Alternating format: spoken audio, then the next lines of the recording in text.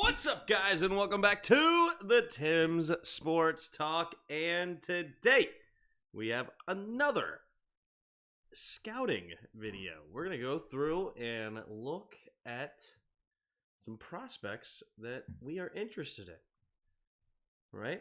We're going to look at the quarterbacks this week. So that's exactly where we're going to go with this. I'm not even going to freaking monetize this. Who cares? I'm just going to... What up, Daniel? We got the chat up here. It's working. And yeah, let's do this thing. So since we're doing quarterbacks, we're going to start a poll. Who should we draft a QB? We're going to have three options. Yes. Need a first rounder. Yes. But a later round is good. Or no. Roll with Sam and a vet. There you go. You tell me what you guys think we should do for the quarterback position going into 2024. I feel as though when you have a top 5 pick and maybe even a top 2 pick, like if you can get the Patriots and the Cardinals to win one more game and you lose out, you end up with the number 2 pick. It's hard to not go for a quarterback, just like we didn't in 2020 when we went with Chase Young instead of going with either a Tua or a Justin Herbert. We decided, hey, we have a quarterback in Dwayne Haskins. Let's ride with him, see what we got. And then all of a sudden, now we're in the middle of the road, and it's really hard to find your next quarterback, right? The next season we went 7-9. Maybe we could have gotten a Justin Fields or made the move to go up and get one of those top 3 guys if we wanted, if we liked any of those dudes.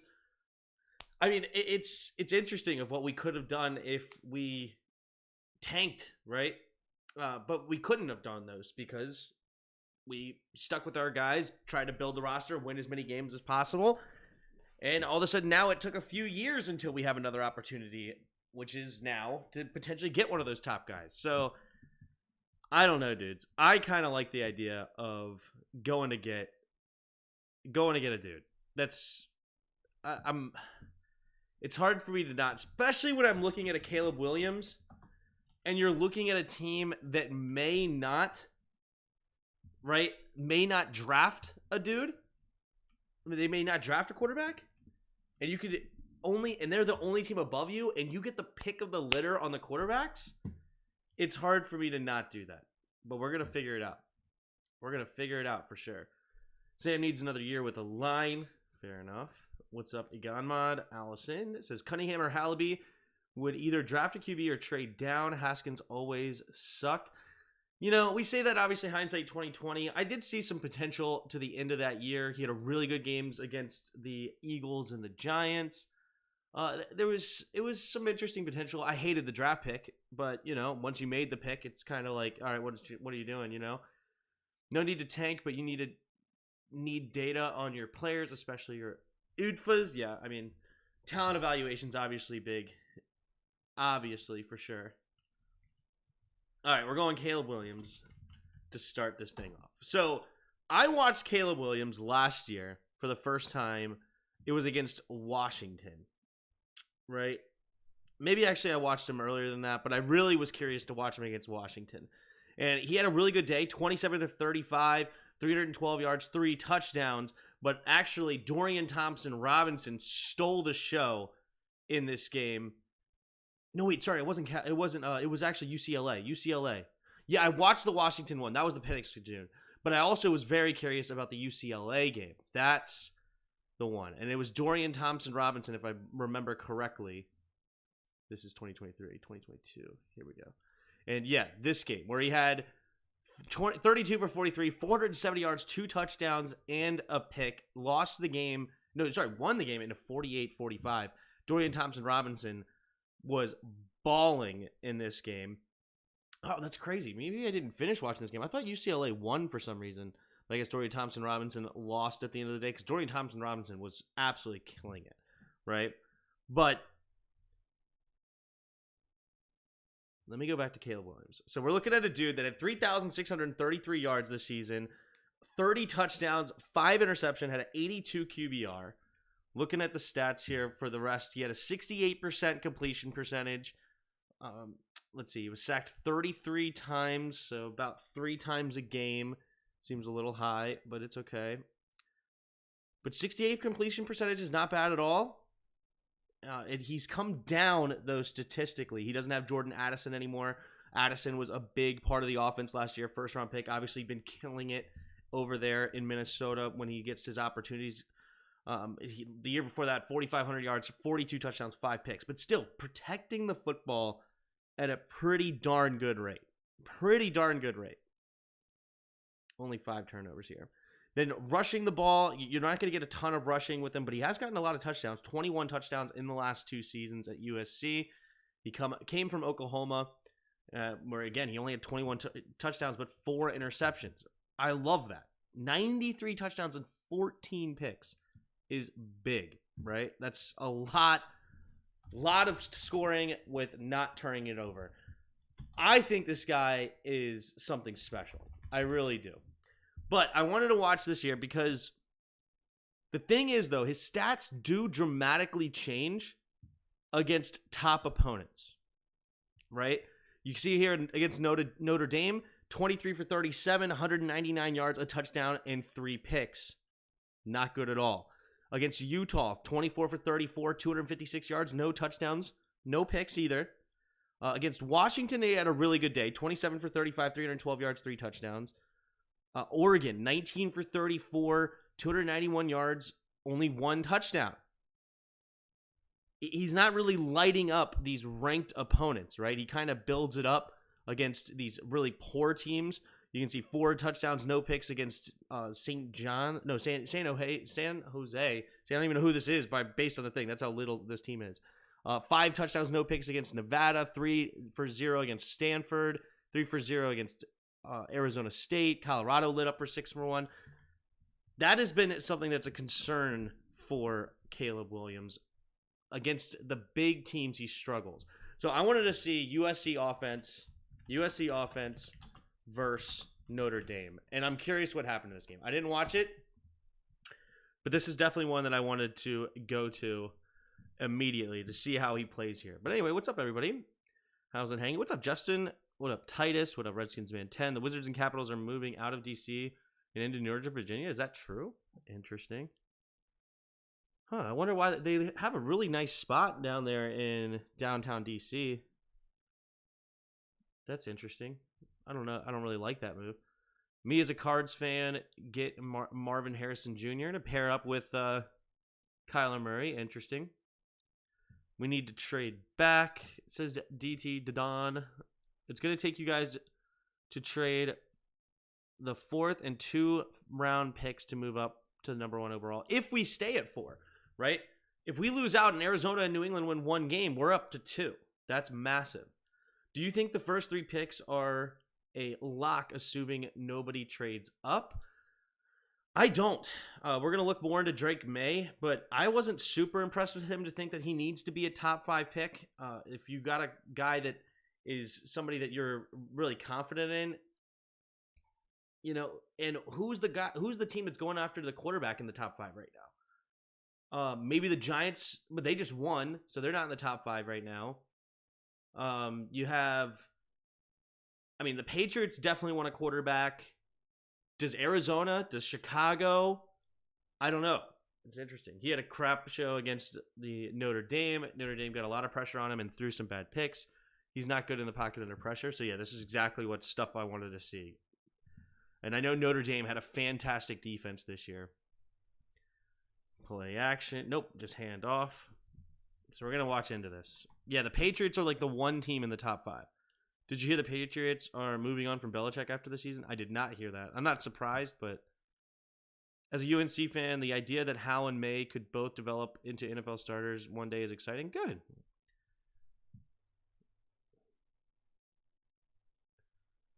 All right, escape the pocket.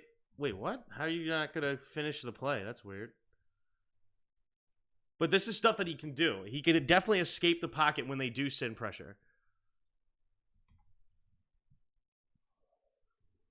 Yep, I love that. Throwing the football before his guy even turns around. Getting it out there. On a 3rd and 9, too. Got to make quick decisions. Play action, pressure in his face. Oh, and he overthrows his man off balance. See, yeah, that's the one that you're talking about right there. Right on the first drive. He has a guy wide open. Just got to hit him. But the pressure from number 1, man, game of inches, isn't it? Game of inches. The least surprising news of the year. I wouldn't hate taking a QB in the second round. I kind of would. I feel like that's like the worst round to take a quarterback in. For what we're doing right now, it kind of doesn't make any sense, in my opinion. Unless maybe a Jayden Daniels is there that you want, and depending on his 40 time, we'll get to him too. All right, pull it, hand off.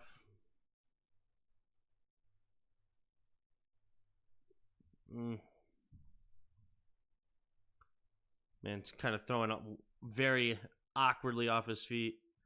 More of just a throwaway with late pressure, but I don't know. Like I would like to see him escape, like go one way or the other instead of trying to force this in. Maybe could have been interception again. Who knows? Did he get a penalty? Oh, he did get a penalty off of it, so that's good. He threw it out there, got a penalty, keeps his himself. He's got like the Mahomes, Joe Burrow level running ability, right? So he's not going to absolutely destroy you with his legs, but he has enough in the tank to do, win with his legs if he needs to. I was kind of surprised. He also signed an extension this offseason. Not sure. Oh, talking about Bill Belichick. My wife and I are our own game of inches. Oh, yeah. Nice.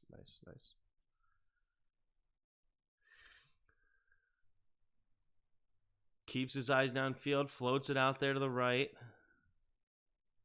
Oh, yeah, this is great. I'm curious.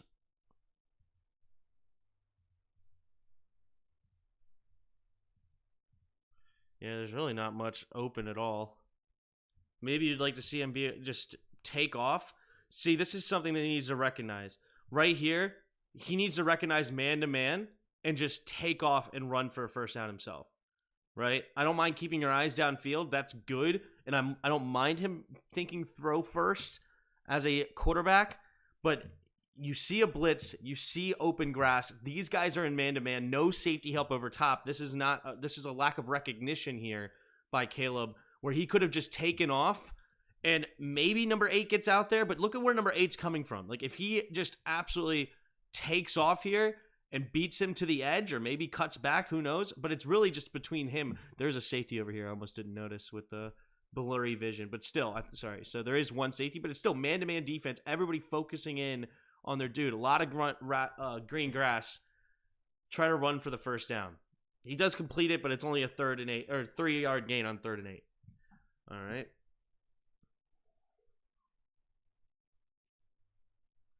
Has plenty of time here, but escapes the pocket. Got to protect that football better. But again, see, he has enough to kill you with his legs. Like a Mahomes, like a Joe Burrow level. Has plenty of time, finds an opening, gets a first down. Oh, holding. Oh, holding defense.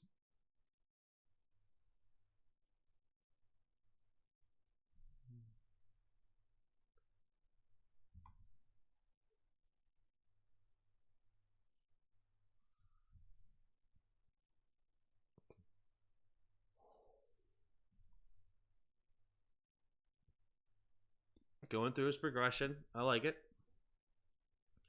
Hits him in stride.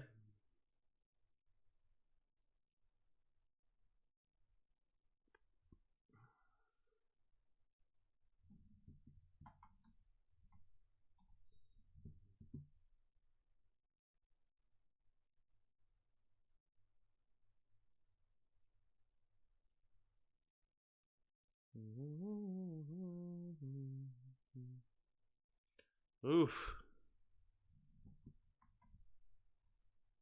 Ugh.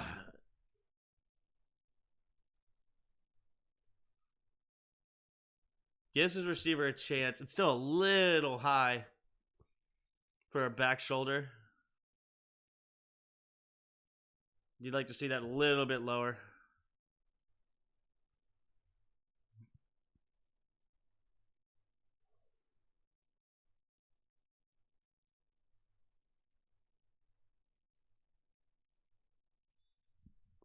Also, Jensen Gals of the Tim Sports Talk chat. Please smash that like button. Thank you. Thine like button.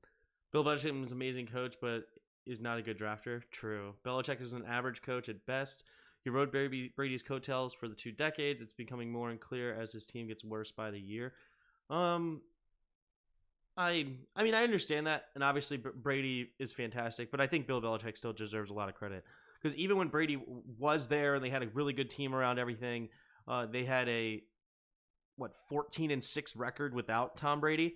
So I still believe that Belichick was a really great coach at a high level, especially defensively. I mean, they beat the Rams, who was an extremely high-powered offense, 12-3.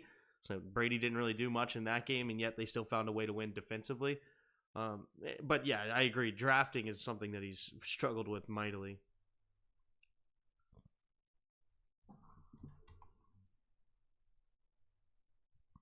Oof.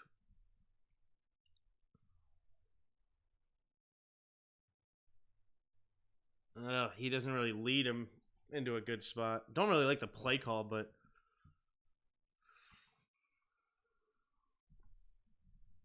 so was that 3rd down too?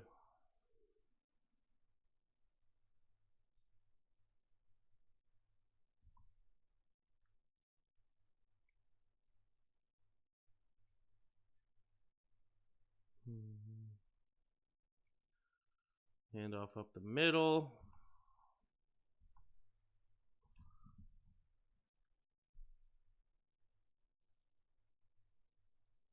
Gets a 1st down. Love it. What the fudge nuggets? Dude, lack of awareness. What are you doing? You cannot throw the ball that late, you donkey. Like, this guy needs to stay more behind or what? But Williams, come on, dude. You can't throw the ball here. Like, your whole offensive line, except for one guy, is 5 yards downfield. Like, a legal man downfield, dude. Like, that's the easiest call you can ask for. Like, good grief. Keep it and run it, dude.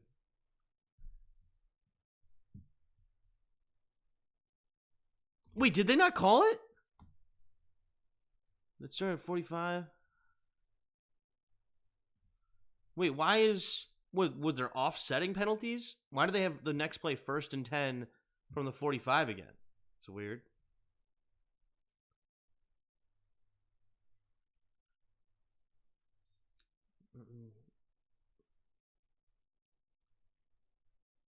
Rice needs to stack that corner a little bit more. Still a bit too far outside for Caleb. Doesn't give his receiver a chance. Outside the numbers is a very important throw. That's something I noticed with Jayden Daniels too, that he's struggled with.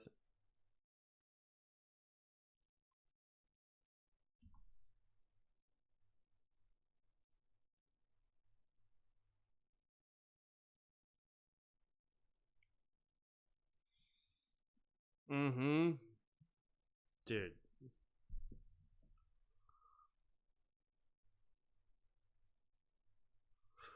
Oh, what a throw.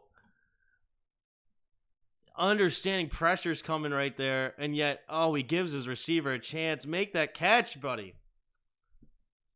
It's all right. Caleb keeps it again, but holding. This is coming back. Oh, there's so much to like about this kid. There's so much to like.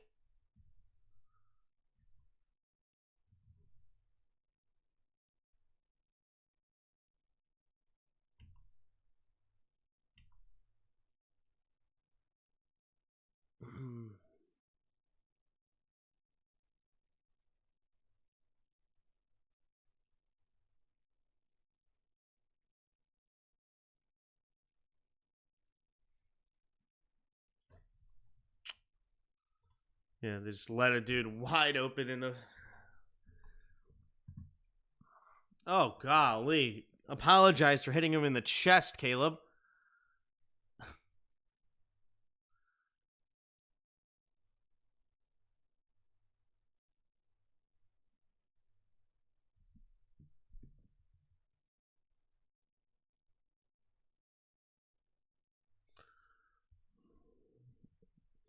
Yeah, that is abysmal. On first down as well. And you have a check down open. That is as bad as one can get. That was bad. Very bad. I mean, there's some pressure, but you don't need to make this decision. Like, I mean, that's not even all that bad, really. Like, what does he even see? I guess he kind of saw maybe that this guy could get out here. But that sucks that he didn't see this. He didn't see this. Oh, yeah. Taylor Heineke throw, yeah.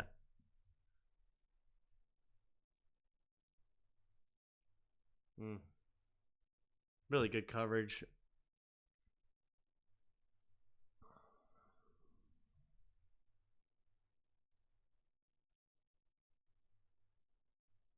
That's illegal. That's going to be a flag, right? I mean, like a ton of his dudes are downfield.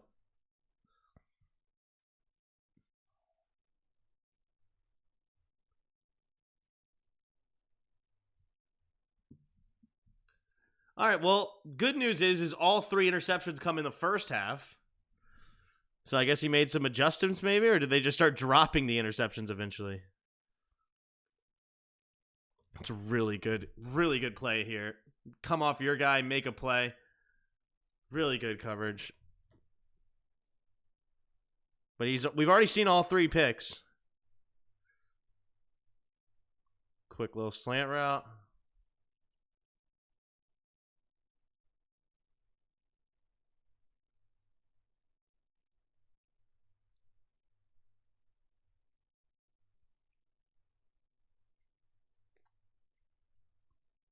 He has the ability to slide. That's good. Why are they handing it off here?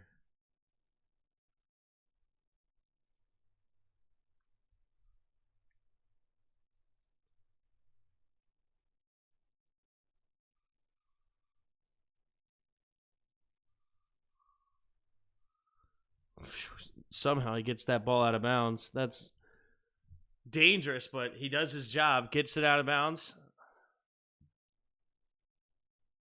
Oh, no. Does he get that ball back? Wow. Somehow he got that ball back. That's crazy. Quick throw. Oh.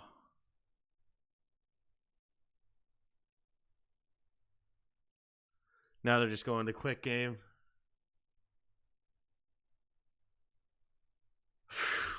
Okay, they they started dropping picks because that easily could have been number 4. Easily could have been number 4.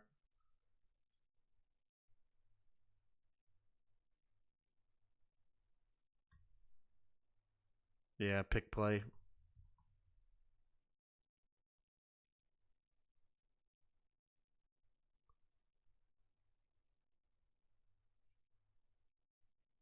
All right. Got another PI.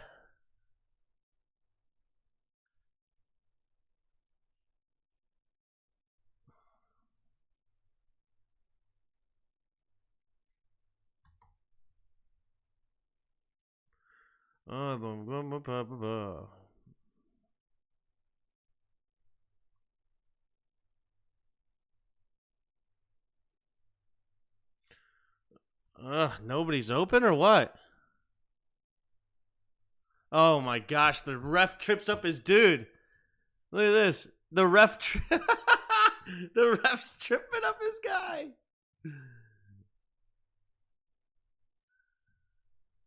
This is covered. Not sure about down here. He doesn't like it, clearly. He doesn't throw it. I don't know if this is supposed to be a comeback route or what. Clearly he doesn't like it, decides not to throw it, then he has pressure in his face.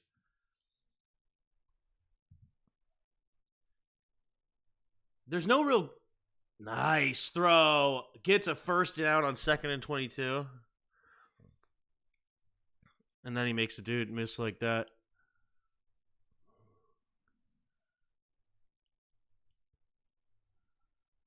And he stays in it. Look at that. Nice. I love that. Look at the hustle. Stay with his dude. Don't just pitch and give up. If number 8 tries to get in that game, absolutely not. I love that.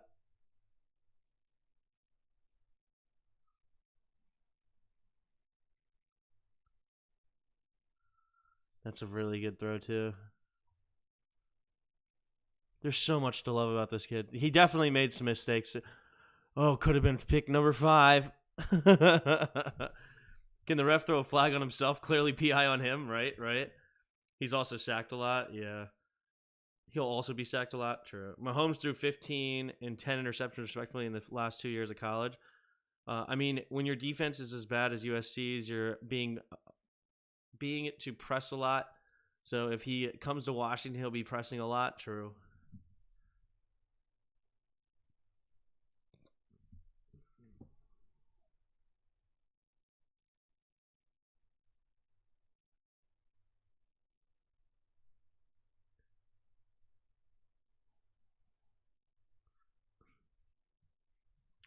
Just getting beat right off snap.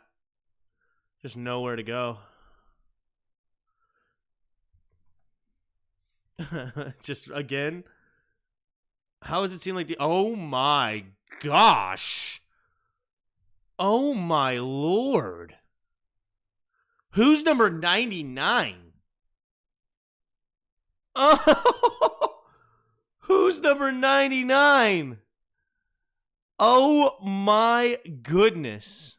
Tim, fix my name. Yuki needs to change it back. I don't know how to... I was looking at that earlier. I really don't even know how to change it. I don't know how they did that. I'm such a freaking boomer. We're boomers together. How do I change one's name? Jairus 2.0. I don't know how to change it. I don't know how they did it. So, at Yuki, please change Roger's name back. Name back.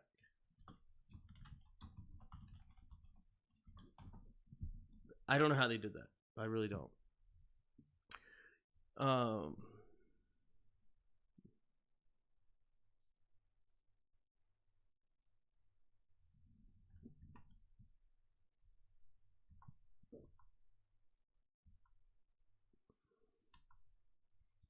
Nice. Oh, it's dropped? You gotta catch that, bro.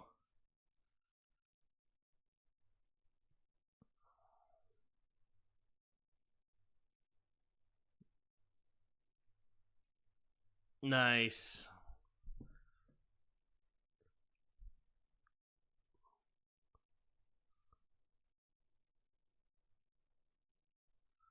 Yeah, dude. This guy is legit, okay? He's struggled, okay?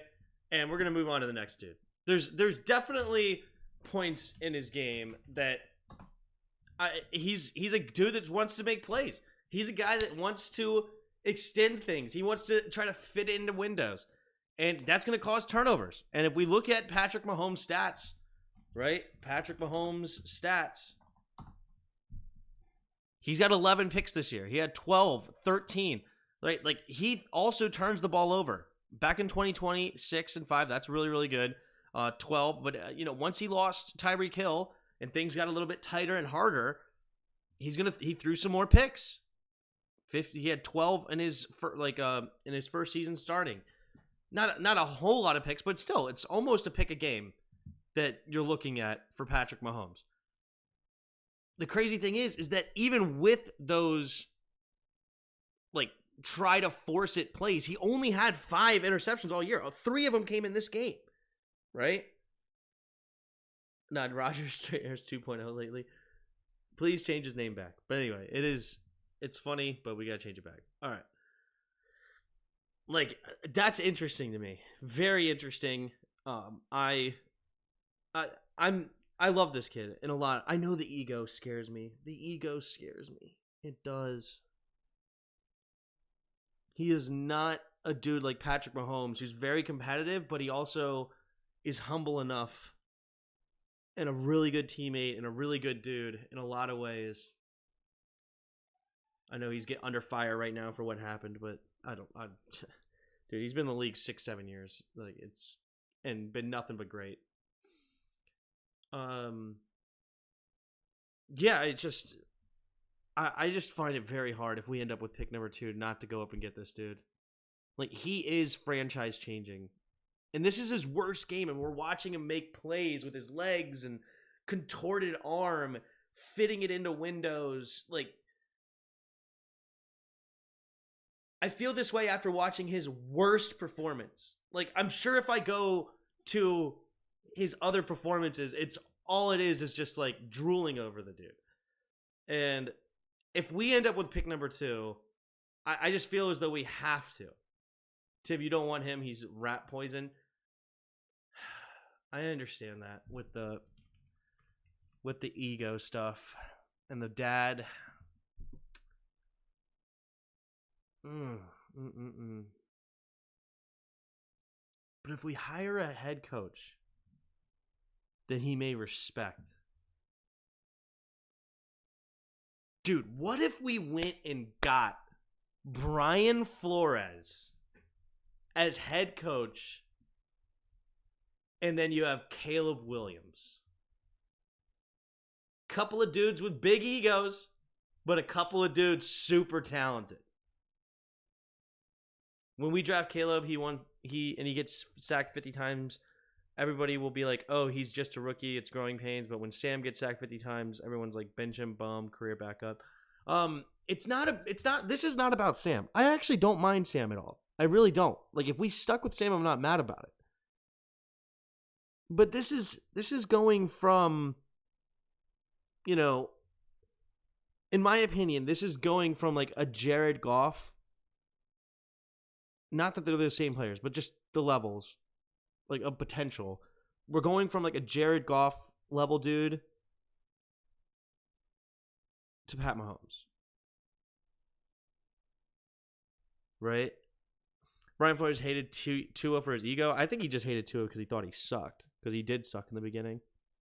There's a reason why he didn't win the Heisman again. I mean, yeah, but I don't even know who the good receivers are on USC. He doesn't have Jordan Addison anymore, that's for sure. But he still had really fantastic stats. 30-5 is really, really good.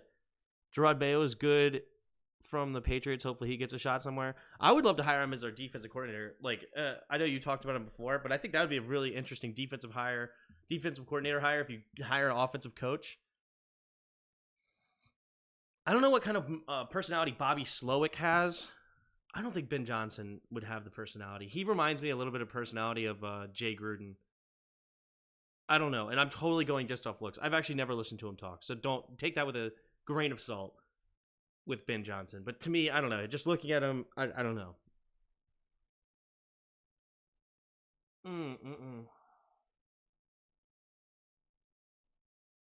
Tim deserves Dan Snyder as an owner. Oh, man. And you know who also I think would be a really good hire for him? Would be a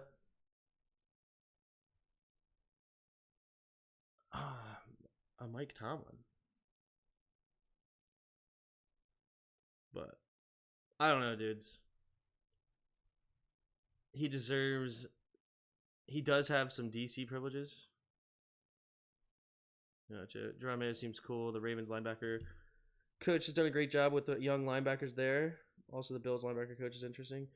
Fair enough. You know who also could be an interesting coach is the Bears linebacker coach. The linebacker coach, or the linebackers for the Bears have been really, really good too. I don't know anything about him though, but their defense is actually not bad in Chicago. Because who needs linemen? It's not like anyone's ever drafted a player second overall, and it's not worked out right. On a serious note, they might move on from Sam, but I don't want them to. Yeah, but at the same time, like, I don't know who the offensive lineman was for the Chiefs when they drafted Mahomes, right? Like the 2017 Kansas City Chiefs roster. Kansas City Chiefs roster. Whoa.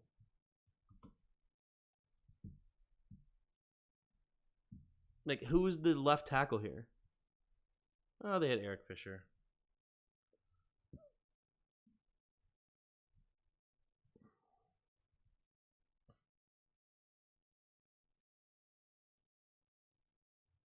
He was the number 1 overall pick in the 2013 draft. But was he any good?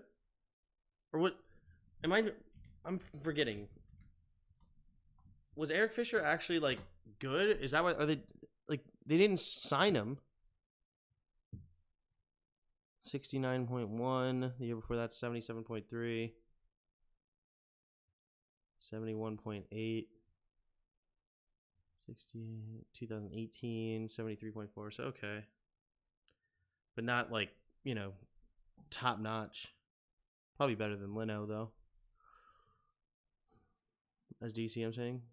What about the dude who was a head coach at the Vikings 2 years ago? Wasn't he supposed to be a good defensive-minded head coach? You're talking about Schumer or whatever? Zimmer? Yeah, Zimmer. That's what I'm saying. Mike Zimmer? I wouldn't bring in Mike Zimmer. My prediction is that he falls to the Jets, and everyone says Jets got the steal of the draft, and he starts smuggling whales across the Atlantic and gets raided by feds. Our line is horrendous. Putting anyone behind this line would be criminal. Honestly, best case scenario would it be Carolina to win out. It's not going to happen. Funny enough, they're not that bad. What's he doing these days? I have no idea. But not great, yeah. I understand the offensive line is the massive problem. But here's the other thing. Okay? Whoever you draft, people got to remember this. Whoever you draft with the number whatever pick, top 5 pick, you're not drafting them for 1 year, right? When you make a quarterback draft at the number 1 overall pick, the rookie year almost doesn't even matter, right? I mean, it does to some fans, and people get all antsy, and why is this not working out now, blah, blah, blah, blah, blah, blah, blah, right? But you look at the Dolphins.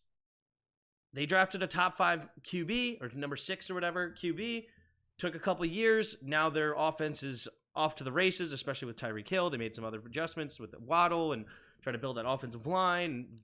Got a really good run game and head coach with track stars, running back, right? Of course, but like you're drafting a guy for the long term. And Caleb Williams is that dude that is long term, could be filthy if the ego doesn't get in the way. Oh my gosh, how do I... Talent-wise, he's top-notch, but I understand ego's important. But let's get over to Drake Maye. All right, let's look at Drake Maye here. So Drake Maye had 3,600 yards, 24 touchdowns, 9 picks this season. We look at the total stats. So this is his 3rd year at college. Last year, he had 4,300 yards, 38 touchdowns, 7 picks. So his numbers came down a lot this year. He was sacked even more last year. He's only sacked 29 times this year to 40 last year. But wow, 38 touchdowns to 7 picks. I guess that's because Josh Downs was there and he didn't have that type of a weapon this year. Also, I think their offensive line, I heard, is really, really bad.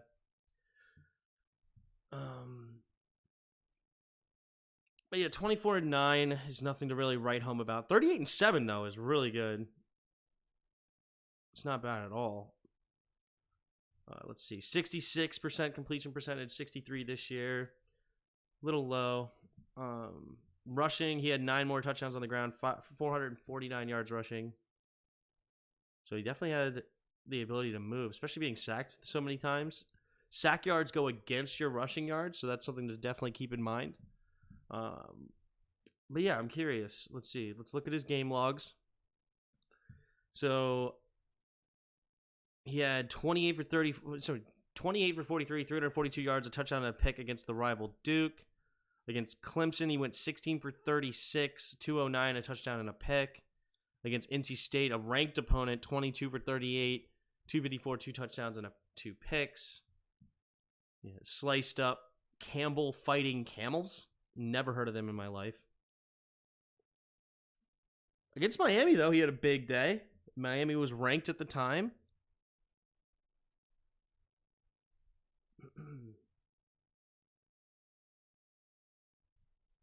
You know what? Let's watch his game against Miami. Let's watch his game against Miami. Let's go with UNC offense versus Miami.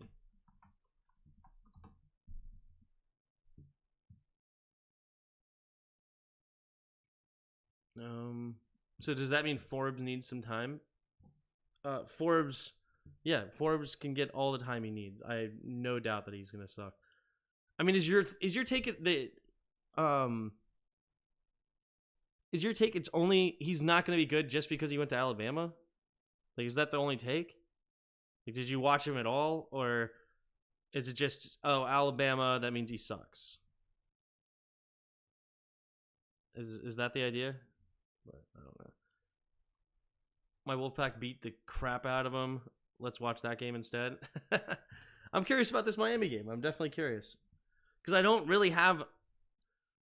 Basically, I decided to watch the Caleb Williams game because I already had a really high opinion of him, and I wanted to, like, be brought down to earth a little bit. Maye, when I watched him, it's like he has a really strong arm, and it's not all bad, but I don't have that high of a opinion on him, so I kind of wanted to watch something really good in that case. And so I'm going to try to see if I can't build up a little bit, is basically my thing. But is that really the only take, is that he went to Alabama, so he can't be good? Is that the idea for Latham? Because if you go watch him, I think he's a dog. I think he's awesome. And huge, great size, athletic. I like me some Latham.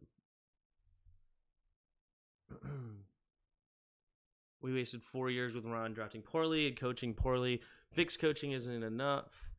We've completed at times this year. Why not build a team? I'm done with Band-Aid solutions. Fix it. Well, this would be a fix. Because remember, you only have Sam Howell under contract for 2 years. If you go get Caleb Williams, you have him under contract for 5 years on his rookie deal. 5 years.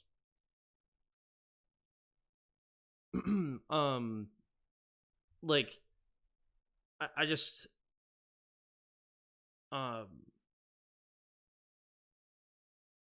that's huge. Having a rookie deal for 5 years. You have now 5 years to build. Would you want Jonah Williams in free agency? I don't know, maybe. And then Donovan Smith is a free agent. Like, there's a few guys out there that could be an interesting tackle plug and play for now, and then you draft a tackle next year, and then you move forward. Yeah, there's a lot of interesting opportunities. Ohio State quarterbacks aren't supposed to be good either, but C.J. Stroud has proven that to be wrong. Yeah, I mean, is there another reason you don't like him other than he just went to Alabama? Is that the take? Okay, that's a fumble. No, they say incomplete. That was definitely a fumble. Threw it. Yeah, that was definitely a fumble, but they say incomplete? All right.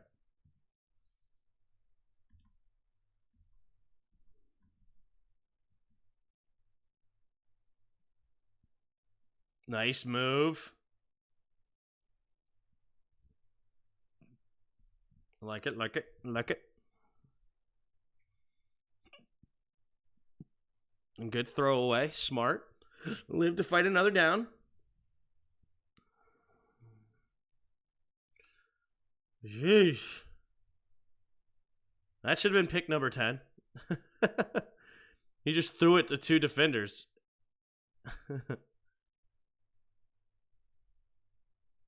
Oh, what a hit.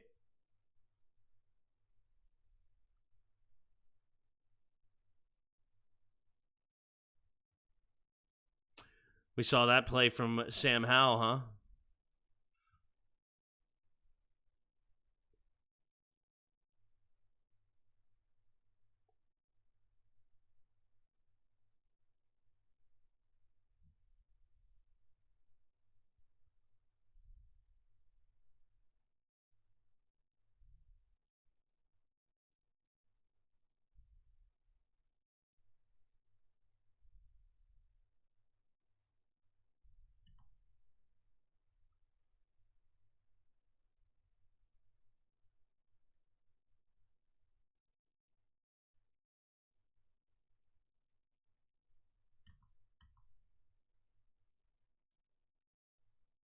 Oh,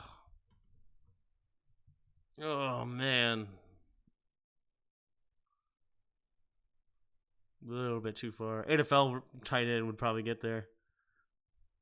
Nice throw. When does he throw this ball?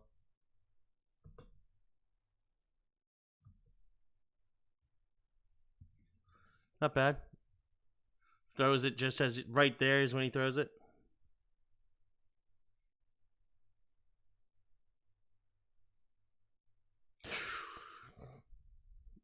Oh my God. Somehow. North Carolina was living on a freaking edge here. I mean, you just have that dropped pick. Somehow this doesn't end up being a touchdown for Miami. Miami should be winning this game right now.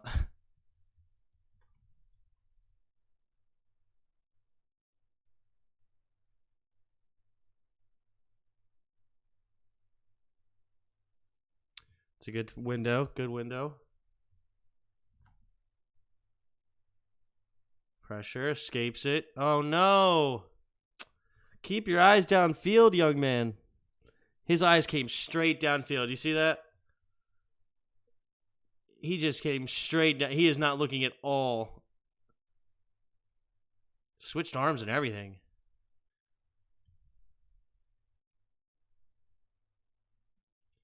Not sure about Drake Maye. I despise Ted Leonosis so much.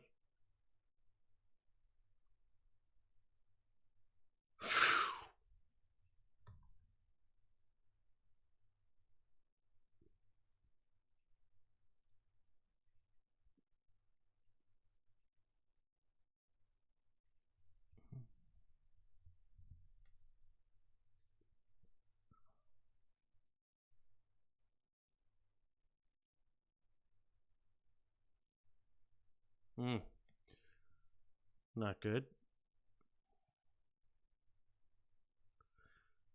Oh, come on. Catch the freaking ball, dudes.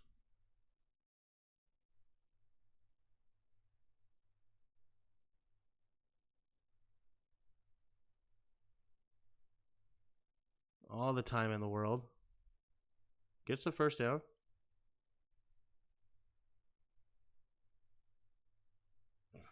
A little bit behind him. You gotta lead him, dude. Gotta lead him.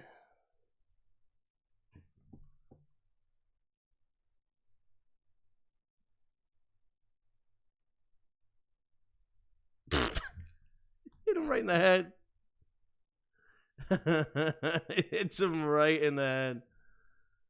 That's funny. Does he get tipped? Does number 11 touch that? I couldn't tell. Hits him right in the face mask. Too funny. Maye's upside is like Herbert, but his downside is like Zach Wilson. Yeah.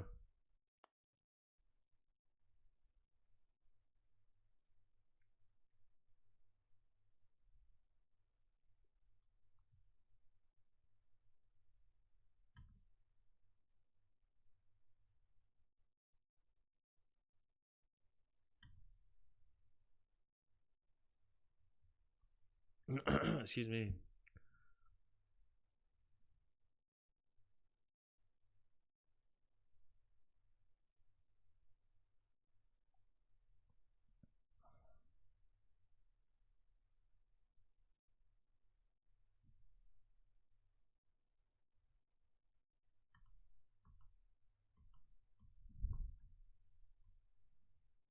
Oh, just drop that?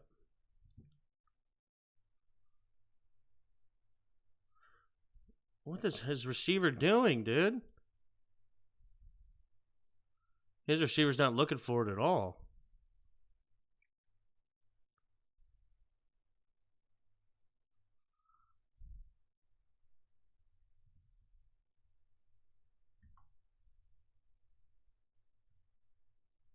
A little bit behind him again, huh? It's all right. It's fine. The play is fine.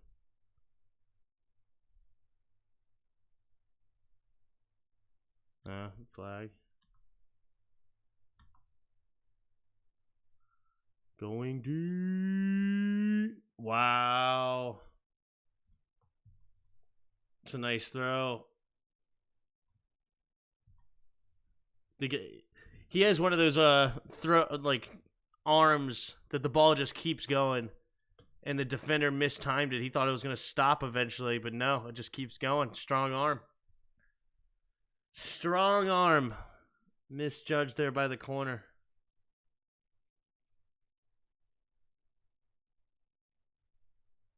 Good adjustment by that receiver.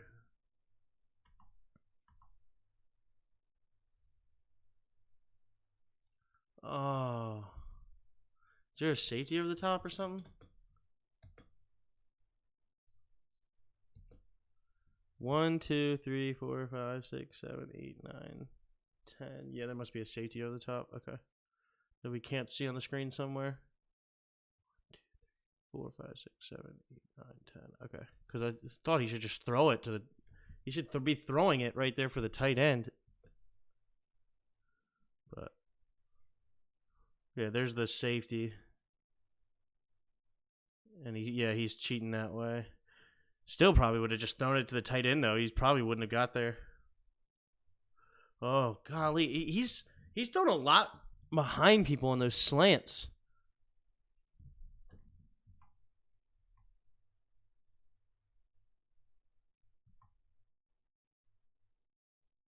Got rid of it. Smart.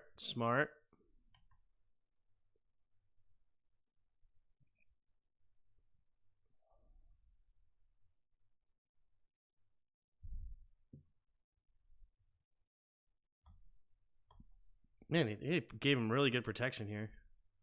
Really good protection. Does it get tipped?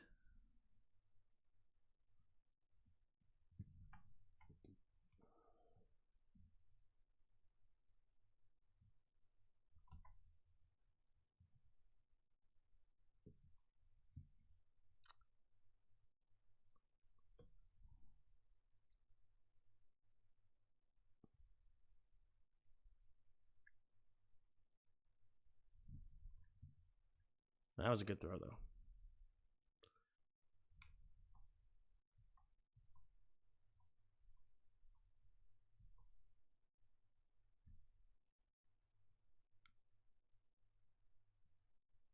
Ugh, dude, what are you doing? You're not even giving your guy a chance.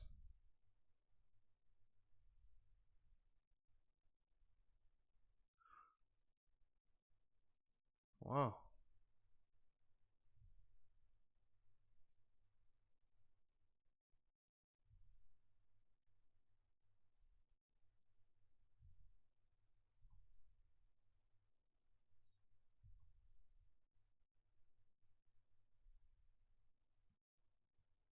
It's beautiful play design. Beautiful play.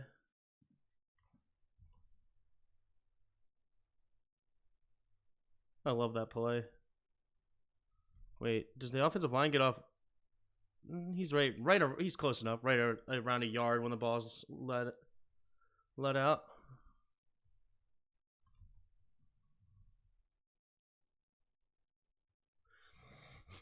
And then they just ground and pound this game to end it, huh?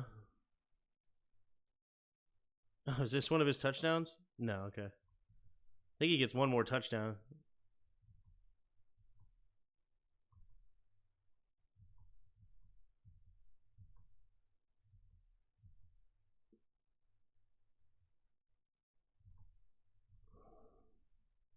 Yeah, they just go right to the run game the rest of the day. So didn't do much after taking the lead. I saw a dude that struggled to hit dudes in stride at times in this game. Josh Downs had one great season with Hal and May, but Hal led with 306 yards. What? I'm not sure what that meant. I think it affects Hal's ability to see receivers at times. Oh yeah, height is definitely a problem for sure. Height doesn't really affect QBs. I disagree with that. I definitely disagree with that. Height is definitely important. Is it the end all be all? No, but it's important. All right.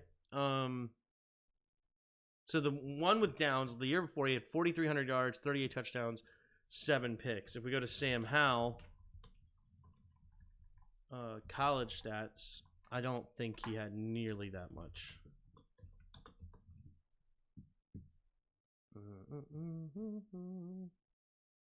3,024 and 9. Wow, it's like almost the same. And the year before was very similar as well. Not quite as many touchdowns. So would I take Drake Maye in the top 5? I don't think I would. Oh yeah, let's go pull that up, by the way.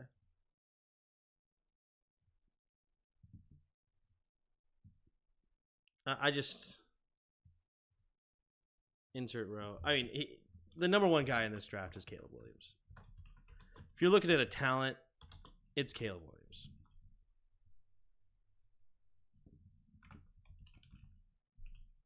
I would take May over any of the other tackles. Not outside the top 3. Outside my top 3, I would take May. This is guard.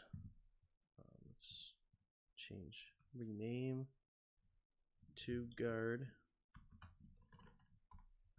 Guard. Let's add and then change this one to QB. Yeah, it's definitely Caleb Williams.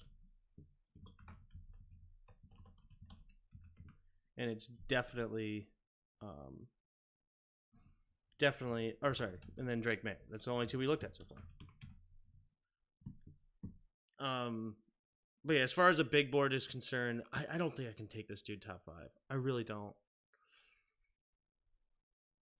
I don't think that this guy is giving you enough to move away from Sam Howell.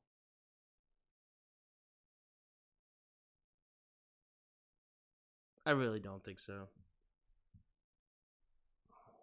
Yeah. Anyway, all right. Like Drake Maye to me is like, I don't mind the comparison to like a Will Levis in a sense, because like it's not like the stats were gaudy, but he's got a great size at 6'4", 230, strong arm. He has the ability to run and escape. I mean, we saw freaking Will Levis truck stick Jalen Ramsey last night. I don't mind these comparisons, but would I take Will Levis in the top 5 right now? I don't think so. And he was a 2nd-round pick, I think Will Levis was. I don't think that Drake Maye is going to get outside the top 5. I just don't think that that's a guy I'm taking over Howell. Maye's better than Caleb. You're insane. Good one. Good one. Why is your screen really bright? Oh, you know what? I think I adjusted. Hold on. I know what's going on. 1 second. I adjusted this for the film review. I can get rid of it because like the film review was always dark. But I can get rid of, yeah. How's that? Hopefully that's better.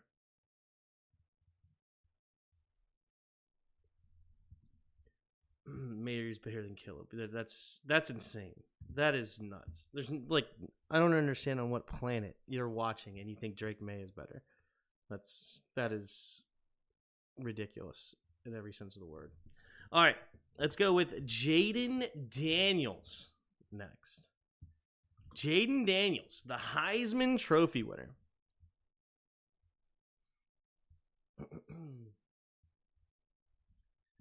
The Heisman Trophy winner. Gave college football everything I had. There you go. Good for you. Anyway, so we're looking at 3,800 yards, 40 touchdowns, 4 interceptions. And then on the ground, he had another 1,134 yards and 10 touchdowns. The stats dang near speak for themselves. Dang near speak for themselves. I mean, that's incredible stats. Incredible. And somebody that I thought of when I was comparing the two was Justin Fields' college stats, right? That is something that I went to pretty quickly in my head as a dude that had but he only had 338 rushing yards and 5 touchdowns, so he didn't even attack the run game like that. But wait a minute. Oh, what did he not do? Like, they only played 8 games in 2020? Yeah, I was thinking about the year before that when he had 41 touchdowns, 3 picks. So how many rushing yards did he have the year before? Still only 484, but he had 10 touchdowns on the ground. But I thought of a dude like this that just sliced and diced through the air, very high touchdown to interception ratio, high volume. Did Justin Jones win the no, this is the year that what's his name went nuts. Joe Burrow went nuts. So no. Yeah, so statistically it's huge, right? Let's go to the game logs. He's also a 6'4", 210-pound quarterback. He had a 72.2% completion percentage. The game I watched already was FSU. He struggled outside the numbers to really get doing anything outside the numbers. His back shoulder throw was horrible in that game. He outside the numbers, it concerned me. It really did. But let's see. Let's go to a different game. So he had high statistics against teams like Ole Miss, Mizzou, Alabama. Alabama, he struggled in the loss. 15-24, 219 yards, 2 touchdowns, and a pick. But he had a lot of rushing yards. Holy smokes. Let's watch him against Alabama. Let's do it. LSU offense versus Alabama. 2023. Daniels is Tyrod Taylor. Wild prediction, but I'm calling for the Raiders for the Raiders out. They might get Jayden Daniels, maybe. Snap. Steps up. Dives ahead.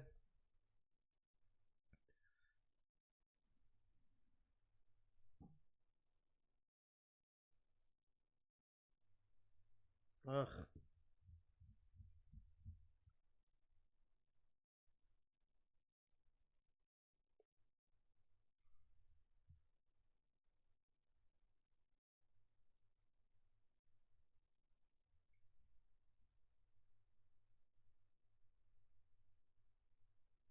Yeah, Jarris thinks that Jayden Daniels is slow. My initial thought is this dude was freaking fast. I mean, that's just a wide open throw.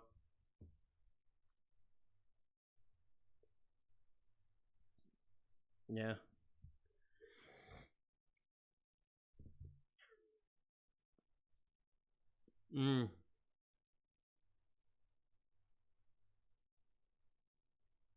Is this the dude? Arnold? No, good. The other corner is the one that's supposed to be going like top 5 or top 10 in the draft. Number 1, I guess. So he just goes QB keeper. I mean, he hits that hole fast, stays on his feet. Tim, has there been any successful second round pick quarterbacks? Yeah, of course. There definitely has. Derek Carr was pretty successful. Will Levis was successful. Or has been successful this year. Obviously, jury's still out. NFL drafted QBs. History.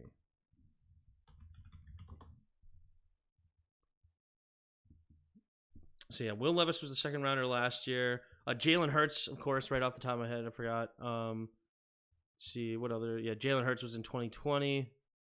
Second round pick. Kyle Trask is trash. I like Drew Lock, but he hasn't been successful, so I can't say him. Let's see here. Deshaun Kaiser sucked. Christian Hackenberg sucked.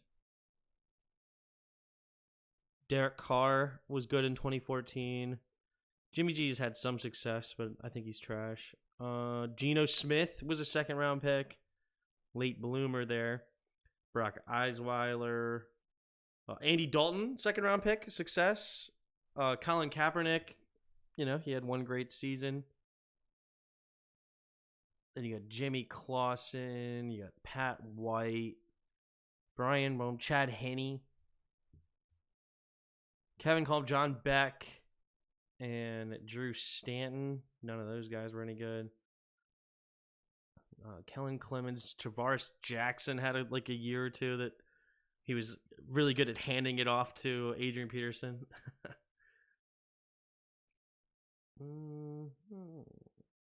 Drew Brees was a second round pick. I'd say that worked out. So there's been some successful ones. Obviously more failed than anything, but that's expected. Oh, Jake Plummer was a second round pick. He had some good years. Tony Banks. I remember Tony Banks. Second round pick. He used to play for us. Drafted by the Rams. Todd Collins also played for us. Second round pick. Cordell Stewart. Anyway, there's some second round picks.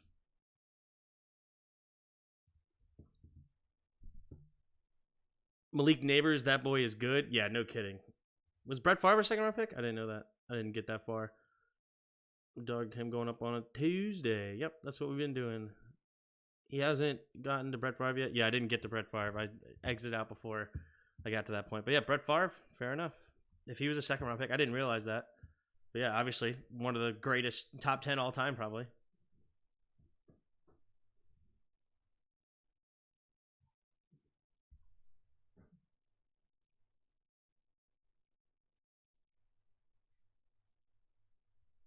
What are you doing, neighbors?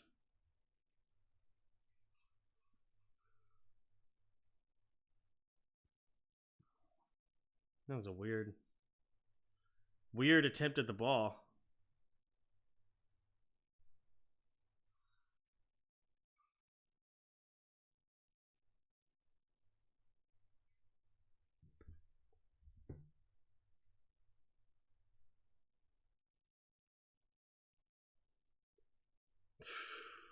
You gotta throw it outside more, young man. Oh, he threw it too far in.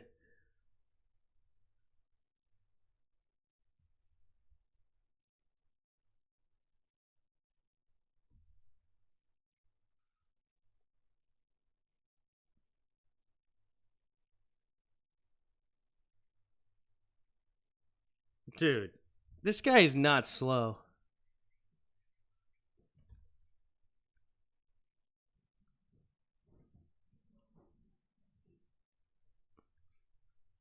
This guy's not slow.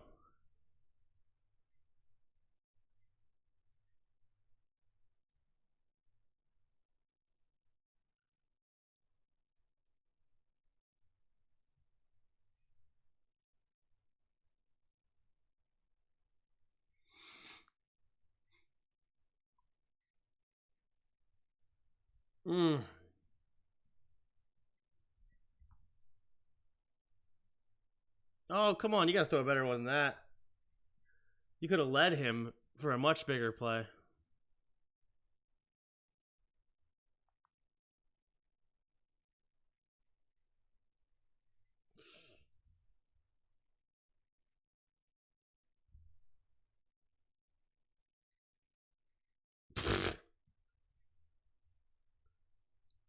Got crushed.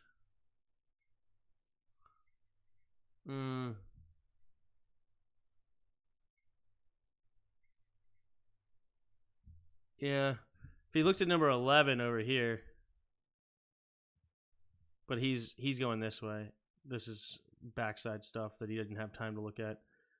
But he probably should have just checked it down. But he thinks he can run and get out of there, but good stunt there by Alabama.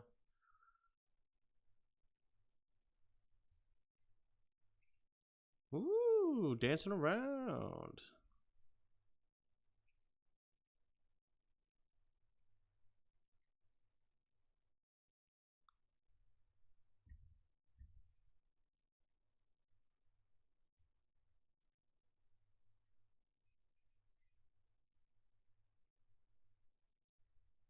Uh-oh. Heads up, we've detected video in your stream belonging to someone else. Oh, man. How do we do this? Let's do this.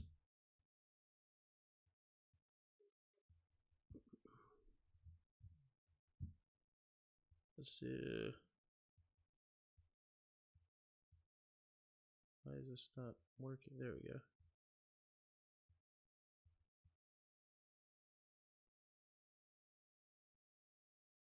Try to zoom in some. It's not going to be pretty, but at least it's something. Maybe that'll help. But yeah, it's about to... your stream may be temporarily blocked if you plan... if you plan to continue, please ensure that the content owner has added your channel to their allow list. I just don't understand it. Like, what channel is this? Do a barrel roll. Do a barrel roll. I don't take requests, so please don't ask. I will ignore them.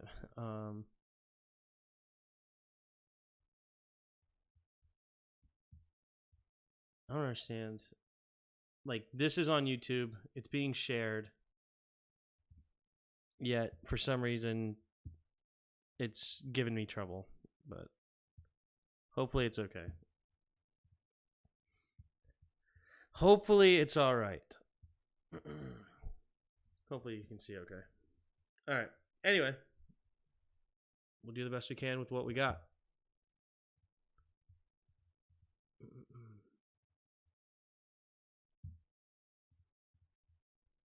This is what you do, Tim. You tell us what video you're watching, and we watch it with you off screen.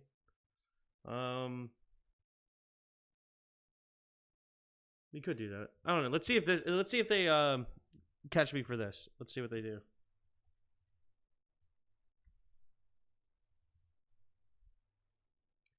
Handoff.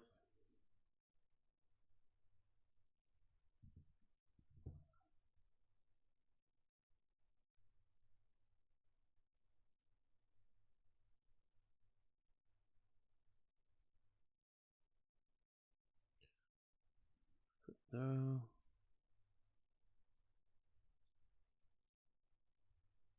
Good quick decisions.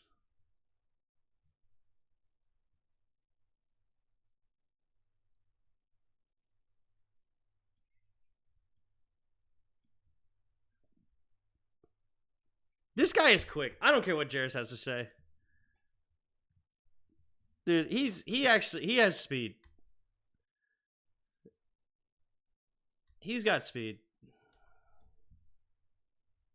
Not sure why. For some reason, he is way off target. Again, another throw to the outside where he struggles. I'm looking for throws to the outside like that where he does not struggle. Dude, he's got legit speed. Oh, that's an illegal tackle. Dude, come on. Look at the speed.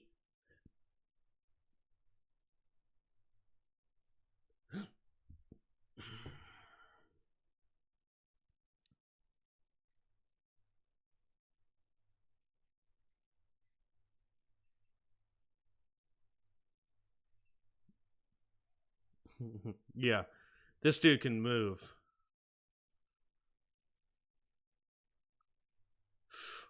And then zips it in there. Wow. Unfortunately, all his good stats came in the first half, though. Like, this is it.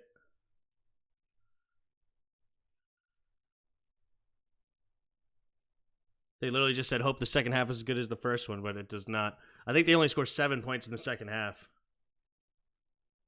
No! Dang it.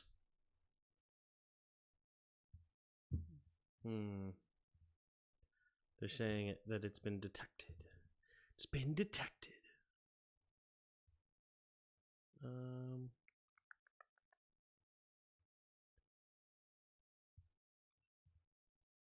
What about if I flip it? What about a little flip action? See if flip action changes anything. Oh. See if that works for you guys.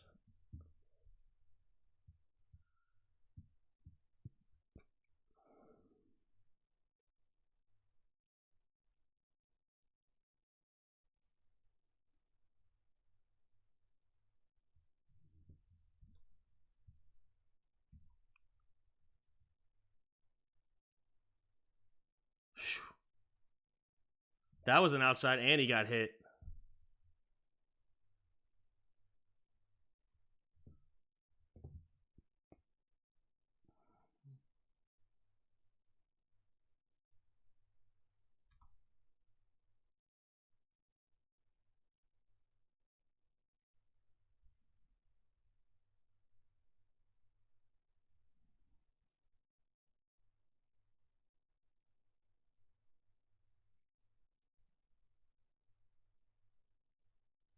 No. He's 6'4", 210 pounds. Okay, so even the flip is not changing anything. It's still saying we're detected. What's going on, or what? Actually, is it?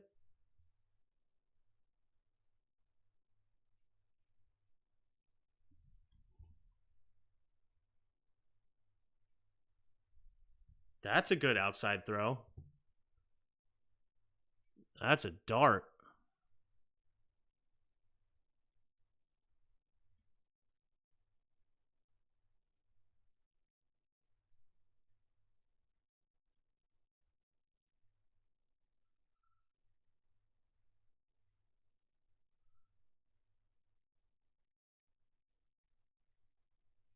Wow. Williams gets stuffed, but they don't actually make the tackle. Wow. Escapes the pocket. Oh my. Oh my.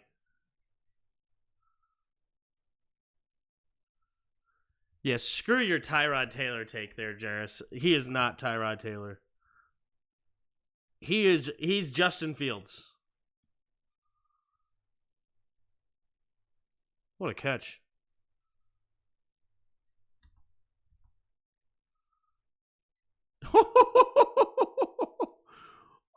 Dude, stop it. This kid is oh yeah, this kid. He's got the speed. He's got the speed and he's got the agility. Oh yeah.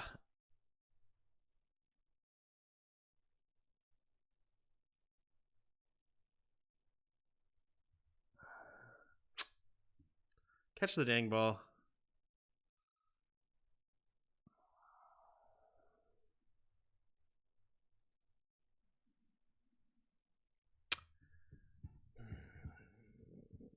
All right. Noted. So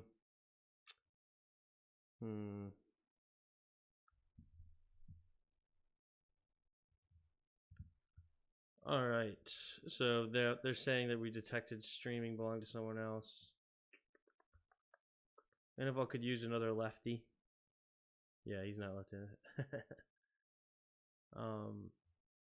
Jayden's actually not lefty, obviously. I don't know if you caught that I flipped it, but maybe you're just joking. Okay, so I'm not able to...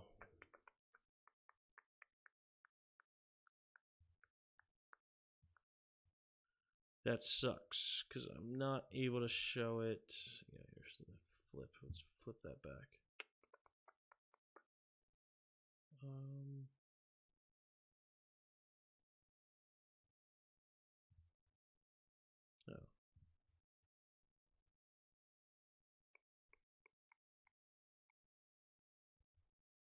Where'd it go? Transform. There you go. Flip horizontal. We're back. All right. Dang it. It's annoying. Very annoying. All right. I'm just gonna have to flip it over here for now. Pop out the thing. Pop out and get the chat over here. So we'll at least have the Jayden Daniels stats and your chat box here.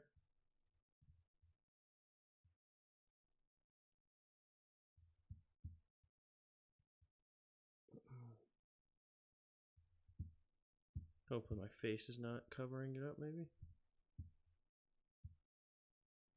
It is, I think. Yeah, it is.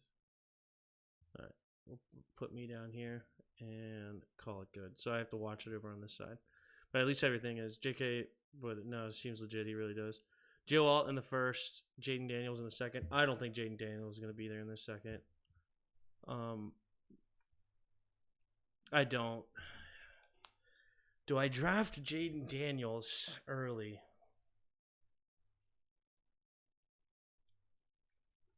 So his only pick is a tipped pass. So it's in the shotgun, takes a snap, looking to his left, pumped up, and it will be caught.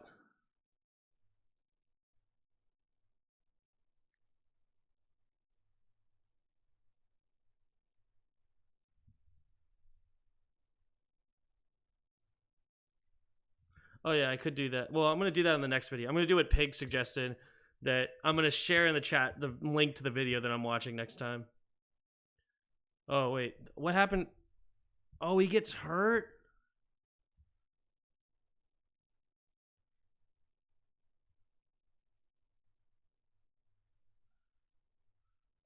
Does he come back in the game?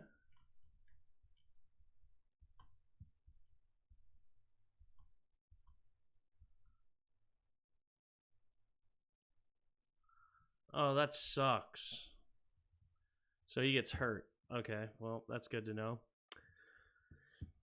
Jayden Daniels over Drake Maye. He's legit speed. He is legit speed. Insert one.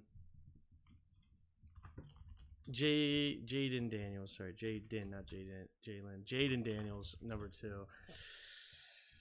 But do I take him over the tackles? Do I want Jayden Daniels over? Oh.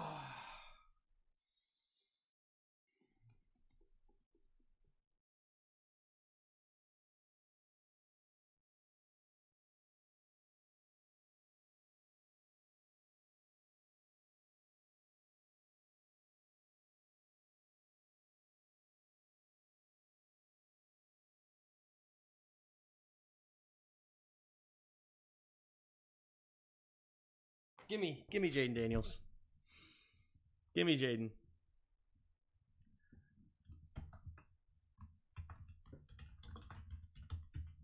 Give me Jayden Daniels.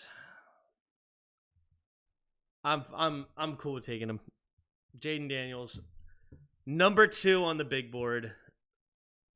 I love Olu. I love J.C. Latham, and I love Joe Alt. Don't love Joe Alt, actually. I like Joe Alt. I think he's a good pick, or a good player, but not in the top 5. I'd rather trade back and get him. But I like these tackles. But Jayden Daniels, if you like Justin Fields, to me, he's a Justin Fields.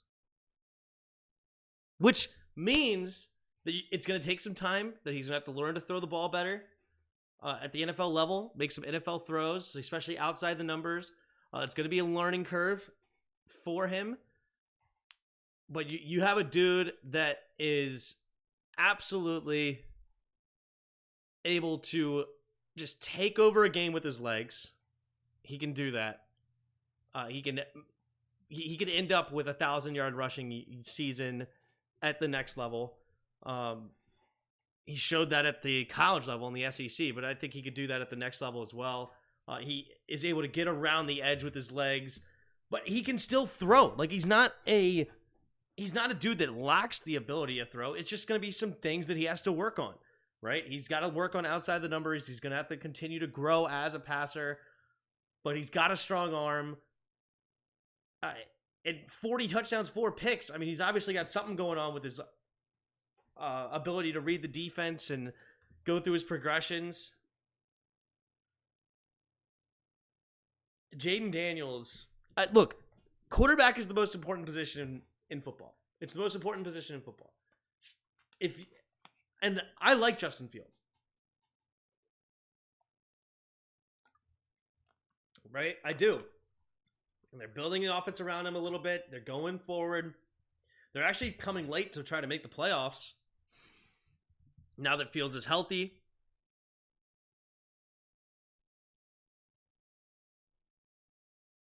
I'm a fan. I'm a fan of Jayden.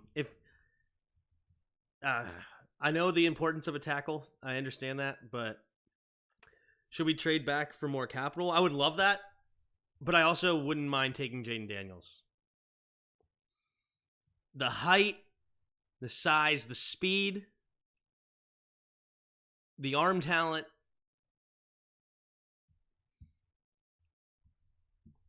He's got stuff to learn. He does. He's going to need growth. He's not going to step in year one and just, light it up. It's going to be a Justin Fields journey. Do I want a Justin Fields journey? Oh, do I want a Justin Fields journey?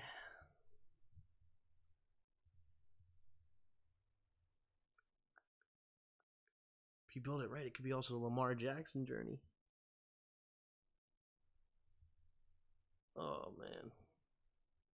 They hate Justin Fields in the Discord, yeah. Build the O-line and defense. Guys, quarterback's the most important position in football. It is. You got to build a team. Obviously, it's very important to have a team. But if you can get a rookie quarterback under contract for 5 years, man.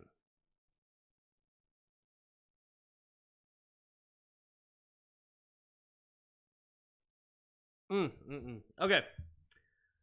All right, so let's go next to Michael Penix. Michael Penix, all right? So we're looking at a dude, 4,200 yards, 33 touchdowns, 9 interceptions, right? Statistical here. We got an old dude, very old. He is now started several years in a row. Really has taken on 4 years at Indiana and now 2 at Washington. So he's at least 24, 25 years old. At least. It doesn't say his age on here for some reason. Michael Penix. Michael Penix stats. Or his age. So he's he's 23. Right after the draft, he'll be 24 years old. So he'll be going into his rookie year as 24-year-old quarterback.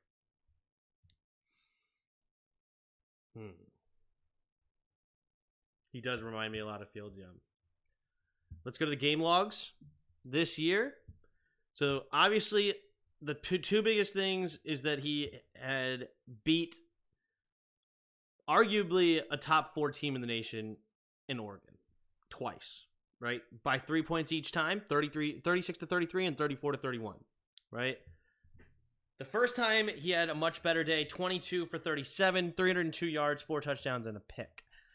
Oregon went for, and then the second time in the championship game, 27 for 39, 319, a touchdown and a pick. He's not a dual threat quarterback whatsoever. You can see here 29 carries for negative 18 yards. Sacks are included in rushing stats, so take the negative for a grain of salt. He has 3 rushing touchdowns, most likely QB sneak or maybe whatever, because you can see even the ones he had a rushing touchdown, he had an 11-yard gain, a 3-yard gain, and a 2-yard gain. So maybe not a QB sneak, but maybe a play action or something where boots out and just has a wide open lane to run. But yeah, Oregon is the games we definitely want to watch. Definitely want to watch.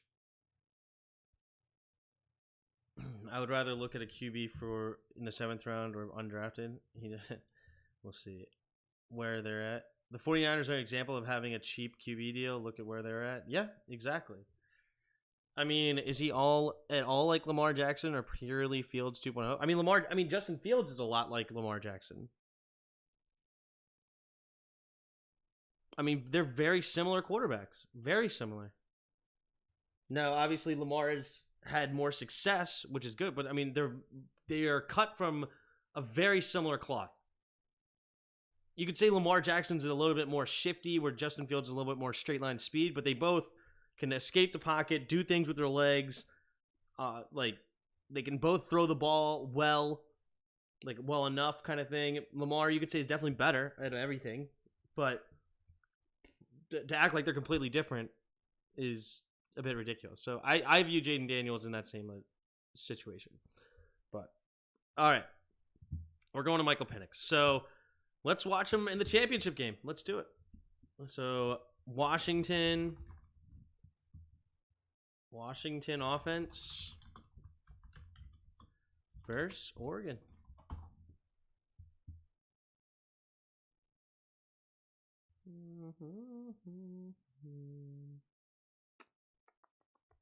So they don't have the one. So we're going to watch the first one then. That's fine. That's completely fine. All right, I'm going to share the video here in the chat. If you want to go along with me, if you have another second device, or if you're on a computer, you can open up a second window to watch along yourself. I'm going to do it like play by play. That's how I'll do this from now on, and give an idea of my thoughts of what I'm seeing. Caleb's QB1 and it's not close. Yeah, Caleb is a stud. The 49ers are an example of having a cheap QB deal. Look at that. Sorry. For real, though, I'm about building the team and then riding with Purdy DeVito train. All right, remember, guys, how many Super Bowls does Purdy have? Okay, like, let's relax. All right, let's relax. Like, Mahomes is still the one winning Super Bowls. Matt Stafford has a Super Bowl. Tom Brady, granted, he is a late round pick, but still. I mean, look at those Super Bowl winners over a long stretch. It's usually guys drafted high. Okay, you get occasionally like the Nick Foles. The Russell Wilson. I guess Tom Brady really ruins it because he's in there all the time. But still, he's getting paid a lot more than a rookie contract for several years and still wins. Like, they obviously still have high-level quarterback play. But at the same time, Brock Purdy's a stud. Maybe. I mean, Brock Purdy could win it. I like him a lot. I'm going to share this link again. Watch the game along here. Can't stand Mahomes. That's ridiculous, but it's fine. All right, here we go. Penix in the shotgun, pitch play. We don't care about run plays. Penix in the shotgun, takes the snap. Looking to his left. He's left-handed. Something I didn't realize. So after it's a gain of only 2, quick throw underneath. Quick throw. In the shotgun, this weird clap thing they're doing. Pressure and gets hit as he throws. Incomplete. Handoff. In the shotgun, quick throw. What the heck is this weird throwing motion he has? What the heck? Is that normal? I mean, it's a quick release, but it looks funky. Oh, they get him to jump. Going deep. Dude, that is amazing. So he gets him to jump off sides, knows he has a free play, puts it right in the breadbasket for his man. That's a beautiful ball. That's a beautiful ball. Pumping. Dude, this kid has an arm too.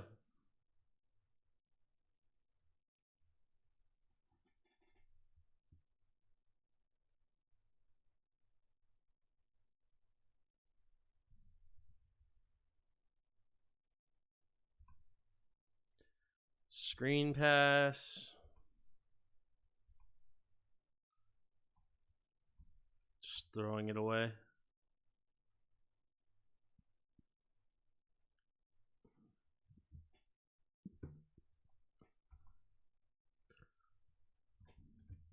Sam is overrated. He's like bottom QB. Sam has potential. He has no O-line. Having a bad play caller makes it 10 times worse. I understand that Sam has way more potential than he has shown in a lot of ways, but 2 things. He only has 2 more years on his rookie deal. He's not the tallest dude in the world. Having a rookie contract for 5 years is a big deal, potentially, or at least for 4 years. But at the same time, like, I don't mind going with him at all. Like, I really don't. If we decide to take O-line, I'm completely fine with it. Because I do like him a lot.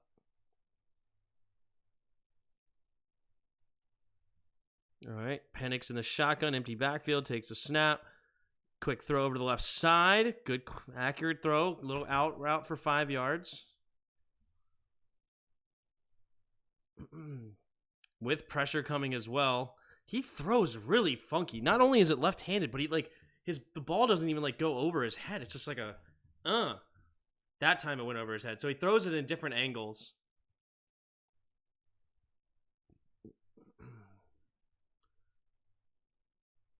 So in the shotgun, takes a snap, drops back, going deep, and into the bread basket. That's a really nice throw. That's a pretty throw.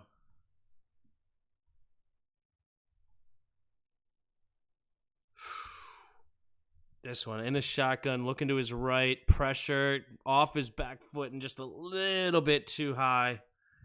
This one's in the shotgun, blitz coming, quick throw, nice throw. I'm liking Penix. Good quick decisions. The receivers are open right now. Takes a snap. Play action. Quick throws, quick decisions.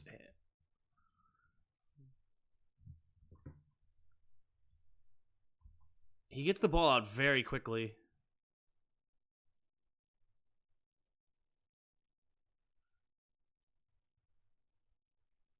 In the shotgun. Quit handing it off. Goes under center. See, that's something that you don't see a lot at the college level. He actually is under center in a single back. So they've run some NFL level stuff here. And a classic play action, then goes the reverse. In the shotgun, takes a snap.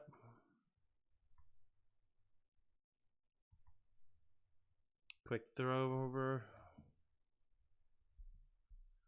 Like that. He understands where to go through his progression, gets to his check down.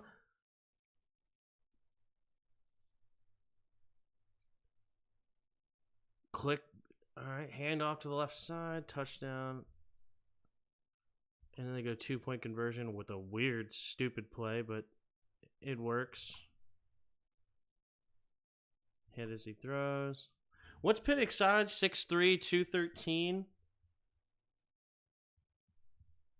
Penix beats you from the pocket and the quick release, although funky. Yeah, it does look funky. The quick release definitely looks funky.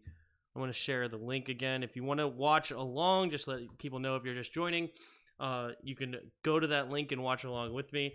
I'm at 5:29 right now on this video. And we're just going through one of the games against Oregon. He will be ready one day. That's an NFL offense. Yeah, I'm agreeing there, Roger. Hey, Tim, could we see the highlight reel you're watching? Unfortunately, no. The freaking YouTube is blacking me out whenever I'm actually showing it. I would love to, but unfortunately we have to do it this way. It sucks, I know. But Sam deserves one more year, in my opinion. Take an offensive tackle at the 4 and pay whatever you have to get the best O-lineman in free agency. So I don't disagree in a sense, Jan, right? I don't disagree. The one thing I hesitate on is, and one of my thought processes, you have a chance to get a generational type talent at quarterback right now. And yes, we're going to have to build the O-line in some other way. Otherwise, we're not going to succeed this year. We're going to have to build around him eventually.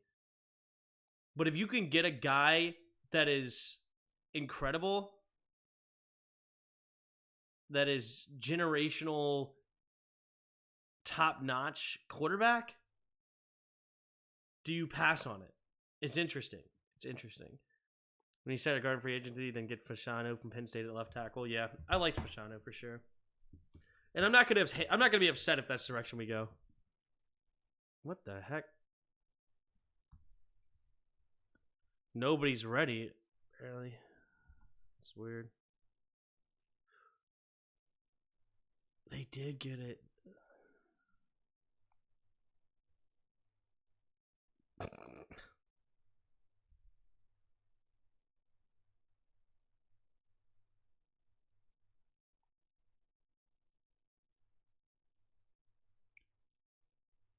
Oh no, what a terrible pick. So it was thrown way too far outside. I guess him and his receiver not in the same page. But here we go. Penix in the wait, was that at the end of the half? Okay, it's at the end of the half trying to make something happen. It is what it is. Here we go. Hand off. In the shotgun, takes a snap, looking, pumping, going deep to the right side. Back shoulder. I love it. It's a really good back shoulder throw. Gives his guy a chance. Screen pass. Handoff. Here we go. All right, next play we have in the shotgun, 3 receivers to the right, takes a snap, and he sees one-on-one coverage. I love that. And just give your guy a chance. That's something we're lacking here. That is something we're lacking here. The understanding of when you have your guy one-on-one on an island, give it to him. Send it his way. Well, you aren't getting the number 1 pick. Does a QB taking it 4 really have that much higher of a chance to work out than, say, the 25th pick? I really don't know. Well, no, my suggestion is to go up and go get the first-round pick. Or the first overall pick. And there's a chance. There is a solid chance that we end up with the number 2 pick. Right? If we look here, Tankathon. We got New England and Arizona. 3 wins each. New England just beat Pittsburgh. Arizona just beat Pittsburgh as well. If either one of those teams, which, I mean, New England can surprise anybody at any time. I even like Bailey Zappi as well. And then you have Arizona, who I think is actually coached really well. They're void of talent, unfortunately. But if either one of those teams win and we can move up above them, you're right there in striking distance. You're right there in striking distance to go get Caleb Williams. You're right there. It's crazy. Fashanu from Maryland, we got to take him. It's destiny. No, Fashanu's from Penn State. O-line and defense. I definitely understand the importance of building the O-line and D-line. And if we go that direction, I'm really not upset about it. I'm really not, because I definitely understand the importance of the trenches. But I also understand quarterback's the most important position in football. I understand that. Okay? And you got to give him protection. You got to give him a line. And that's definitely something that I would put in high regards for. Like, you know, I'd spend money on it. I hate that we went cheap on tackle and things like that. But, yeah. Going deep. Oh, man, he gets held. All right, in the shotgun, takes a snap, play action. Steps up, goes to the right side, and caught, shake and bake. Gets out of bounds with 5-yard gain. Takes a snap, Penix looking, throws it over to the left side. Ooh, not on the same page as his receiver. Not sure what the heck he was looking for. I guess it's just a throwaway. It's dangerous, though. Nearly picked off. Got to be better than that. Pumping. Throws underneath. Turns up field. And quick throws again. Penix drops back. Goes deep. Incomplete. Why is that receiver so slow? Maybe it was just an overthrow. Takes a snap. Looking. Scanning. Throws underneath. Ugh.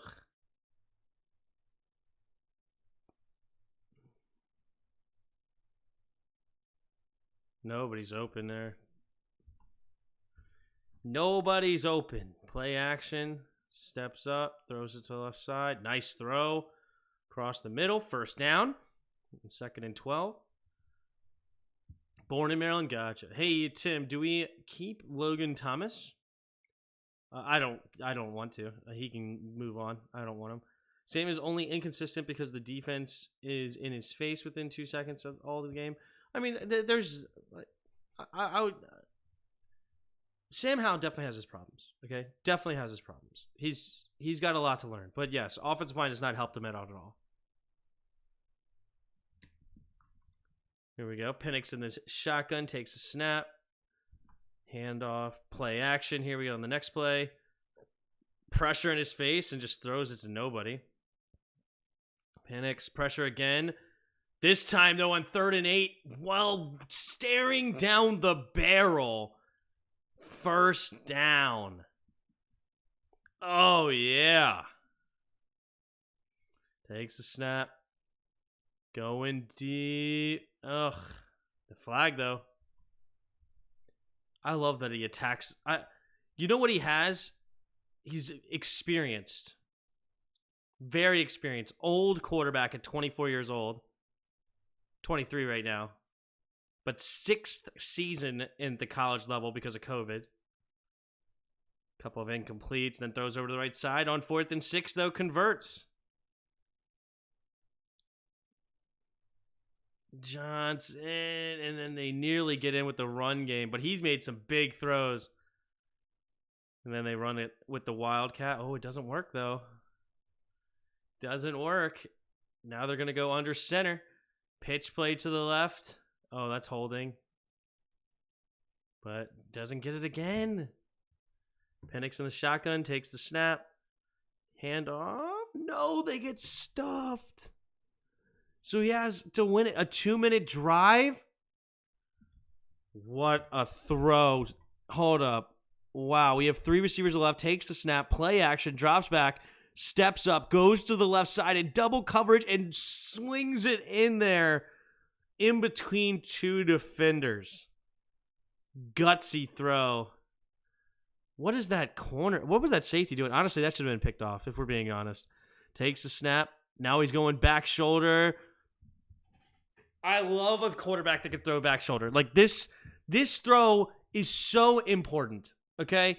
So important. This right here is an NFL level throw. NFL level throw right here. Bang. That is so important to be able to do and understand. From understanding you have one-on-one, no safety help, but he looks at the safety first, then he goes back here, going back shoulder, and gives his receiver a chance and wins the rep. That is huge. That's okay. So Penix, where do I put Penix? I think I put Penix above May, to be honest.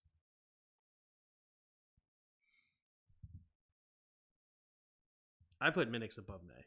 Penix above May. QB, Michael Penix. Over the other tackles. I'm really not super interested in these tackles. Outside the top 3. I think the rest are pretty meh. But this is a dude that is NFL ready. All right? I like Penix. I like him. Is he a first-round pick? No. I'm not taking him in the top 5. I'm not taking him anywhere near the top 5. But I think he is a dude that has a great understanding of a defense because he's got so much experience already. So he's coming in like a vet, right? And he's a guy that you can win with, in my opinion. Penix reminds me of Hooker. What is he doing these days? Did he get drafted? Did Hendon Hooker get drafted? And where did he get drafted to? Or is he still in Tennessee? No, he's the backup for the Lions. Gotcha. NFIR? What does that mean?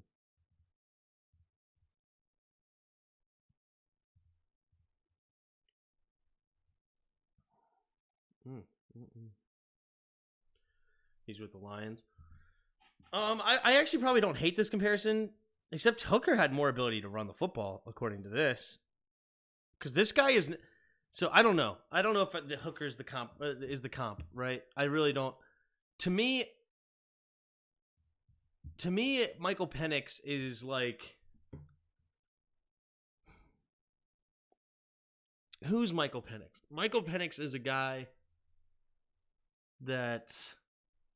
I'm trying to find the comp that I want to say here.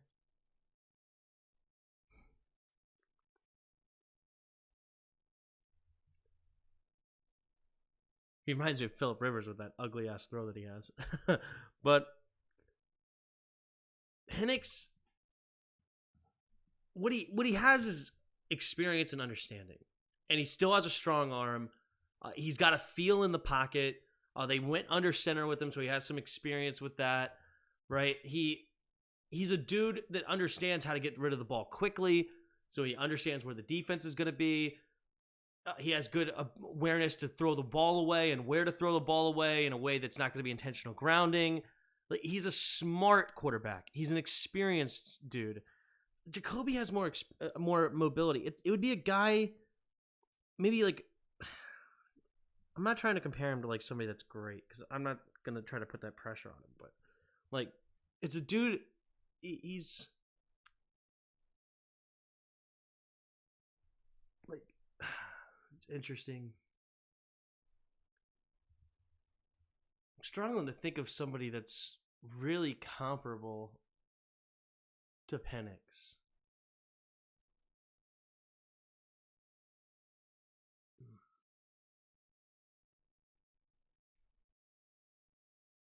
Would it be like Kirk? Or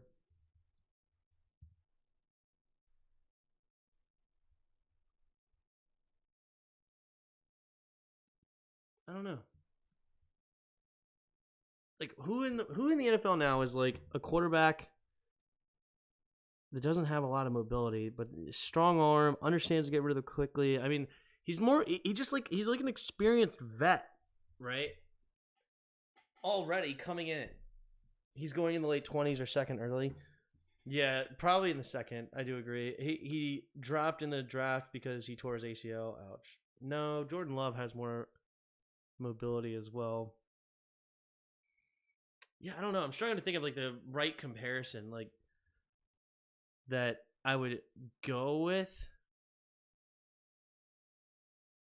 Yeah, nobody's really sticking out to me. But because like names that come to mind are more like vets that understand the game that he really has no business being compared to yet, right? But he can get there potentially. Joe Burr. No, Joe Burr actually has a little bit of mobility, more than you think. But it doesn't matter. Point is, I like Michael Penix. I think he's more NFL ready than he's the most NFL ready quarterback that I've watched so far. And it's because he's super experienced. Now, does that translate to a great quarterback at the next level? He may struggle, right? Especially with how the league's going to a dual threat quarterback thing like that. Maybe a Joe Flacco. Honestly, Joe Flacco might be a decent comparison. I don't know, but his arm is not as strong as Joe's. At least it doesn't look like it. Joe had a cannon for an arm. But yeah, you could basically maybe compare him to somebody like that. But yeah, anyway, I think you guys get what I'm trying to say. We're going to move on to the next guy. All right, Bo Nix. Bo Nix, the other guy in this game. Bo Nix, 4,100 yards. He's another dude. Crazy experience because of COVID. He's got 5 years at starting, right? 5 years starting at the college level. 3 years at Auburn, and now 2 years at Oregon. And in Oregon, he's thrived like nobody's business, right? 29 touchdowns, 7 picks. The first year he was there, 3,600 yards nearly. Then he had 40 touchdowns, 3 picks this year with 4,100 yards. Awesome. Gardner Minshew. His arm is stronger than Gardner Minshew's. Gardner Minshew doesn't have that much of a strong arm, but maybe. Anyway, Gardner Minshew. Mike Leach product, Gardner Minshew is. 77% completion percentage this year for Bo Nix. Stats are through the roof. The ability to run is okay, not great. He's definitely capable runner. He's not going to slice and dice the NFL, but he can hit you at times like most NFL quarterbacks can these days, right? You know, there's a lot of quarterbacks that have the ability to just at least escape the pocket and make something happen when you with your legs when you need it. Where Penix is not that guy. He ain't that guy, right? Not that guy. So let's go to the game logs here. Look at his tough opponents. So against Washington, he went 21 for 34, 239, 3 touchdowns, and a pick. Against Oregon State, 30 for 40, 367, 2 touchdowns, 82% completion percentage. Really good. Against Utah, He had a really good day. Oh, they destroyed him. Holy crap, 35-6. Jeez, oh, and Oregon State was 31-7. Golly, the defense kind of made it easy on him. So it looks like, for the most part, they were just running away from teams. So it really is no pressure on him. So the only 2 games that were close are the ones he lost, which is interesting. Texas Tech was a 1-score game, 38 for 30. But no, let's just flip it. Garbage.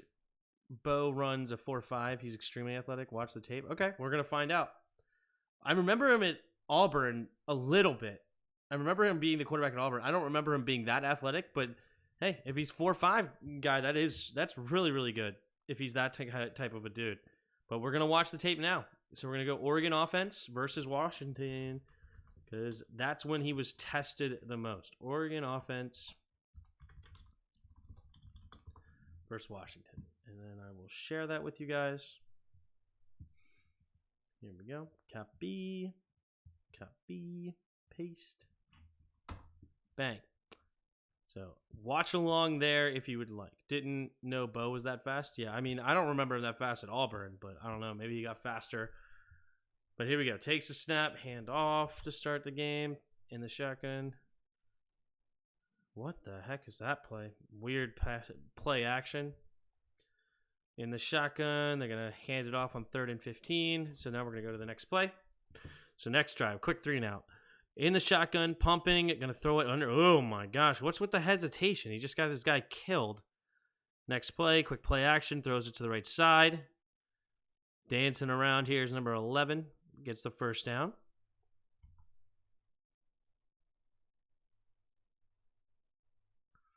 All right, in the shotgun, nope.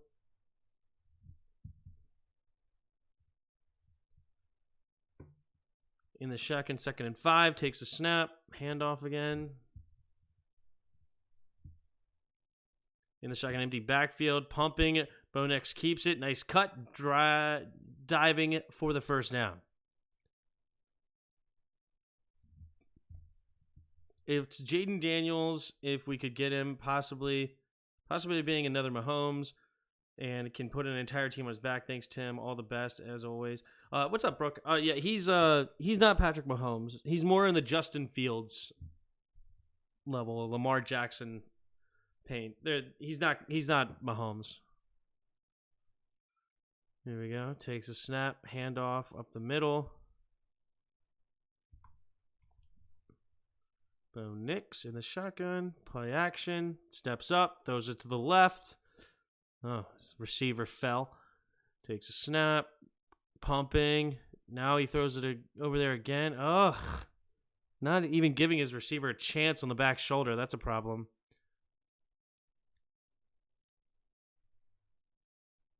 Takes a snap, drops back, throws it over to the left. Incomplete. 3rd and 3, jet sweep.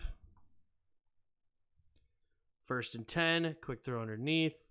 Off the play action. Easy throw. Gain of 8. In the shotgun, takes a snap, hand off. Next play, in the shotgun, hand off. Here we go. Oh, we're going Wildcat. All right. In the pistol, takes a snap, play action, steps up. Oh, jeez. What the heck was that? Just running right in the back of his own lineman, getting sacked.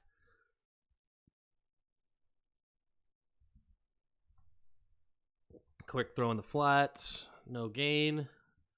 Takes a snap, blitz, escapes it, running to his right, keeps his eyes downfield, pumping. He actually does have more speed than I gave him credit for it. You can actually see that he has some speed. I could actually see him being potentially, I don't know about 4.5. Maybe 4.6. Penix running over to the right side. Ooh, okay. Good throw on the run. 1st and 10, takes a snap, handoff, bouncing it outside. Not much there. Takes a snap, handoff. They ran the ball a lot. First and 10, Bo Nix takes a snap, looking to his right, scanning the field. Pressure, has to escape to his right, looking, keeping his eyes downfield. Throws it backside. So he's good at throwing on the run. So really good at throwing it back towards the middle of the field. It can be dangerous at times, but this is good. Yeah, can't see film.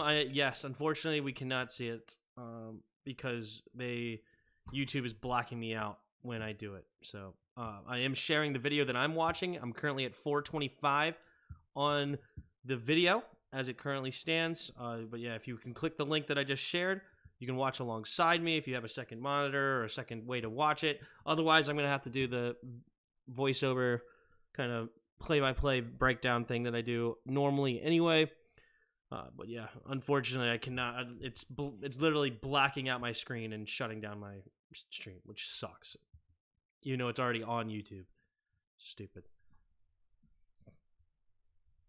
All right. Hand off. So they're down by 7.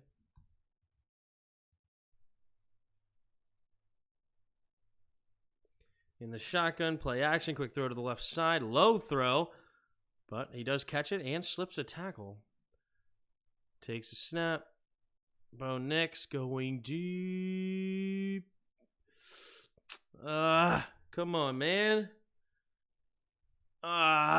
He just doesn't have that arm strength. He doesn't have the arm strength, guys. You can see this thing's a duck. This thing's a duck. And look, there's nobody around him. This sucks. Bo Nix, no. Steps back. He is launching that thing. Look at that thing is moving like a duck. And he has to come way back for it. He has a step on his man. This should be a touchdown. Oh, man. That's tough. Nix ran into his own lineman and spun. What the heck? Yeah. Oh, man. All right. Takes a snap. Play action. Pumping. Oh. Blitz got home.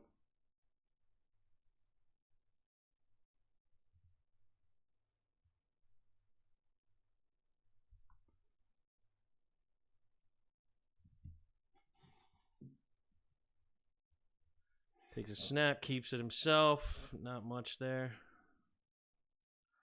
First and 10, takes a snap, handoff. Oh! I thought number 11 nearly caught that ball. Holy crap. Oh, could you imagine? That would have been nuts. All right. Bo Nix in the shotgun on 2nd and 10. Looking to his right, quick throw. Caught. Slips the first tackle and gain of 8. Takes a snap, handoff up the middle, slipping through. Takes a snap, rolling to his right, pumping. The guy can throw on the run. I'll give him some credit. He throws on the run. This guy, you know, he's giving me Heineke vibes. He's giving me a little Heineke vibes. I think he didn't get his hips into it, right? / poor mechanics. Yeah, I don't even care. It's not even that far of a throw. It really is not even that far of a throw. More me personally, I'll take Daniels over any QB on this thing. Yeah, Caleb Williams is something special, dude.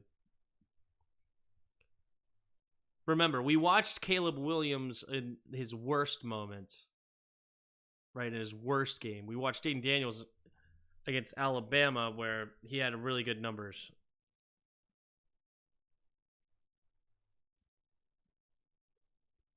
Takes a snap. Gave his guy a chance here on the throw to the outside, but it's really not back shoulder or over the top. He kind of just throws it right at the defender almost, and receiver couldn't come down with it.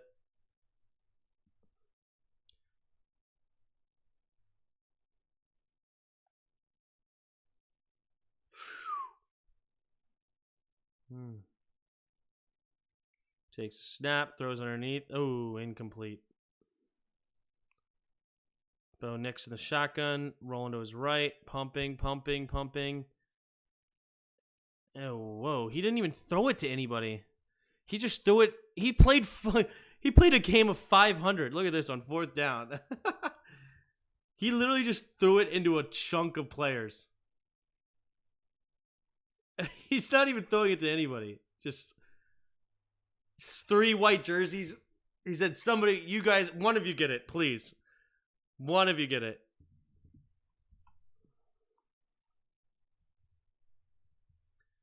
Yeah, not...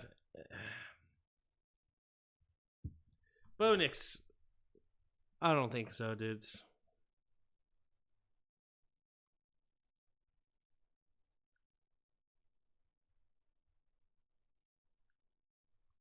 Little sidearm throw there.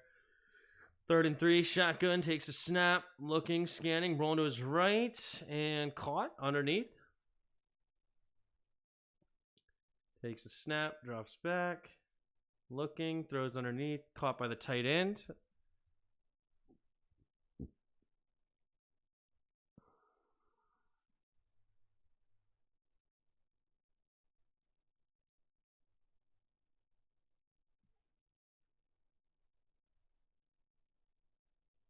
They run the ball a lot.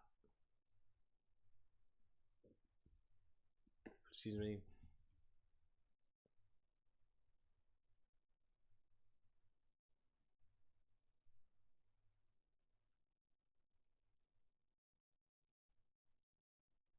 Okay. I like the check down. Good check down. In the shotgun, takes a snap. Quick throw underneath, into the flat immediately. Makes a guy miss. Stiff arm. Oh my gosh, protect that football, dude. It's dangerous. Number 0 looks talented. Their running back.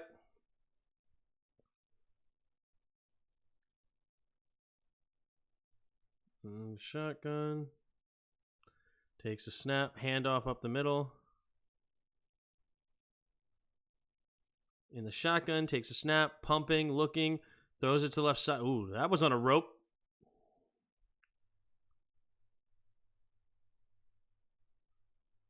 That looked like he had zip. Maybe he just threw it underneath. I don't know.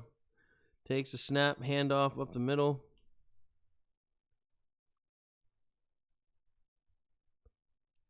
He throws that thing on a rope sometimes. Takes a snap. Quick throw underneath. Play action. Nope. Handoff. Takes a snap. Bo Nix steps up. Throws it to the left side. That's a terrible back shoulder throw. I hate this kind of throw. This is terrible.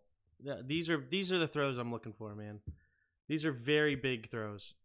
Give your guy a chance one-on-one, and he just throws it way into the dirt. Like, this ball should already be out. Bang, bang. It should be coming out. Like, that hesitation at the top shouldn't happen.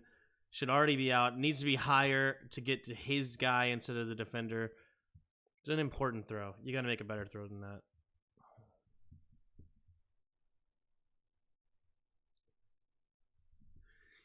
In the flat.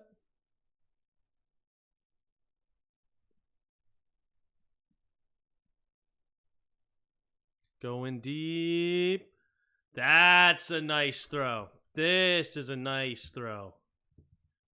This is right in stride. This is beautiful. Bang. Right where his guy can get it in stride. Beautifully done. That's a big time throw when they needed it badly. Badly.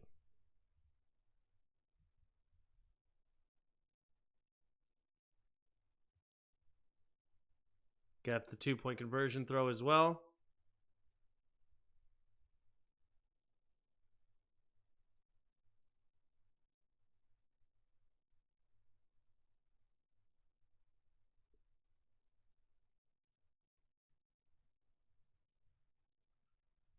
All right, play action, quick throw underneath, caught. Only gain of 1. Play action, takes a snap, handoff up the middle.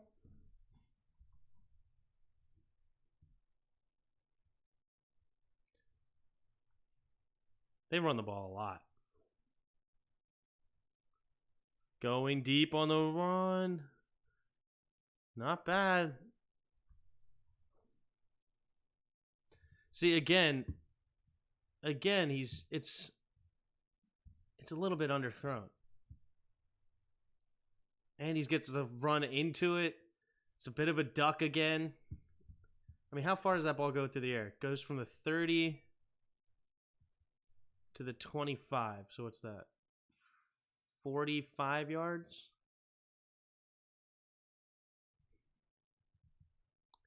I don't know.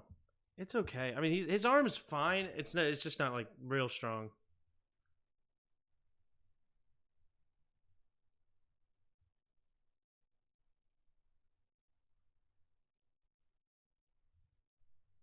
What up, John?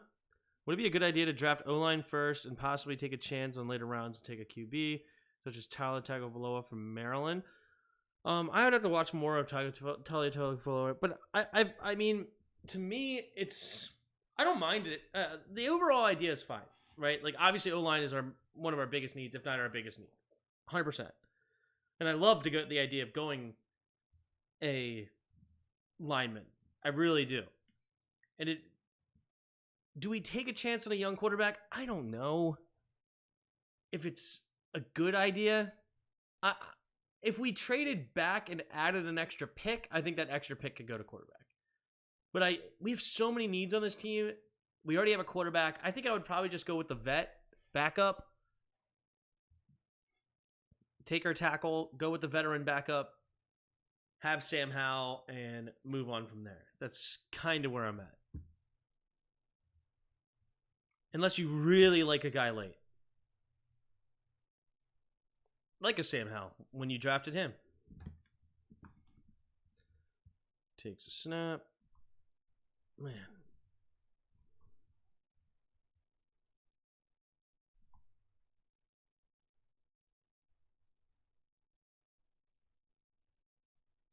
Third and 2.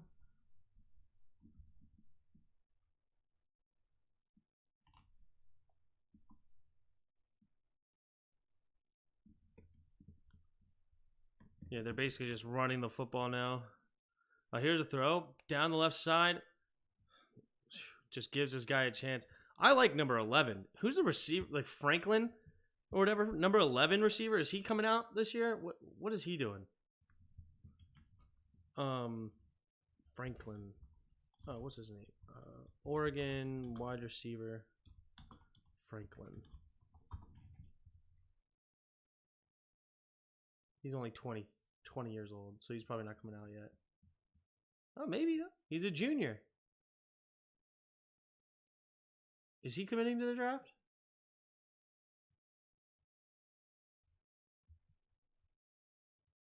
I don't know. That's interesting.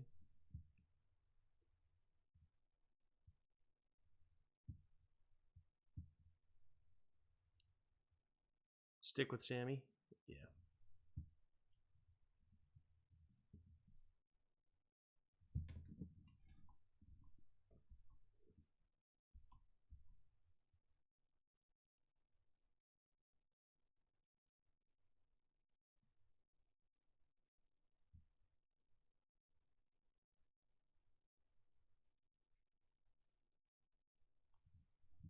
But yeah, I like this kid.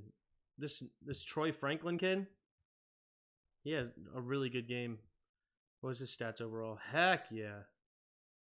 81 catches, 1,383 yards, 14 touchdowns. Yeah. 6'3", 187. A little light in the britches. But he can gain some weight. 6'3" frame. Puts a little weight on that body.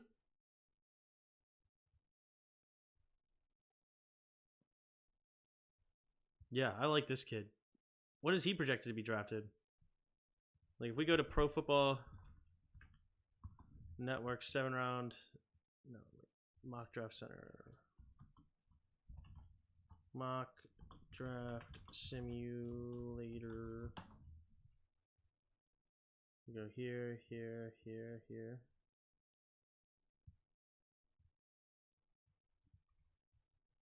Wow, Olu number 1. See, I would love this. Like, this is a trade that I would accept. We move back to 7. Reject. Oh, Latham's gone as well. Really? Oh, they take Malik Neighbors in here over Marvin Harrison? Dang.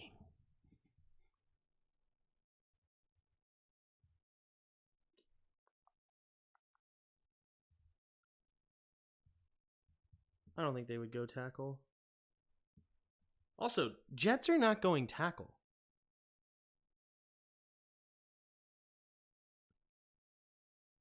Maybe they would. I don't know.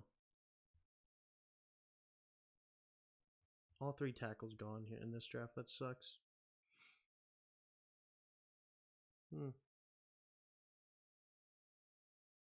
Shoot, I mean, do you take Marvin Harrison Jr. then? Trade back and get a heck of a weapon? Or Brock Bowers?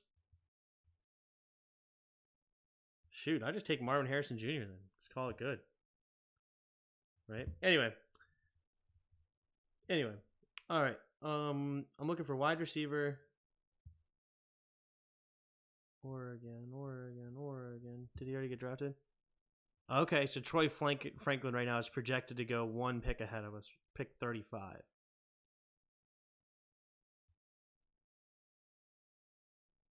Okay.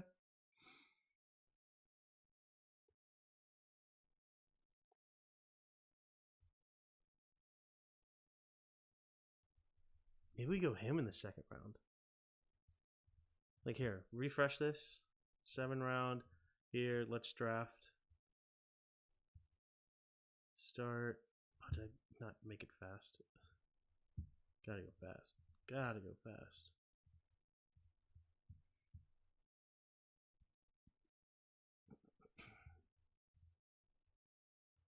So reject. We go Olu. Will he be there? Reject. Offense, wide receiver.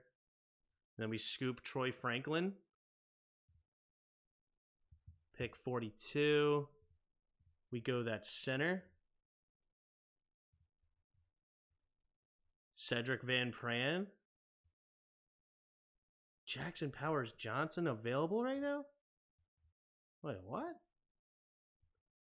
No shot. He's going to be way higher than this. Way higher. If he's available. Yes, please. There's no way he'd be available there. Just no shot. Okay. I like that draft. Then maybe edge here or something like that. Get one of the Alabama boys.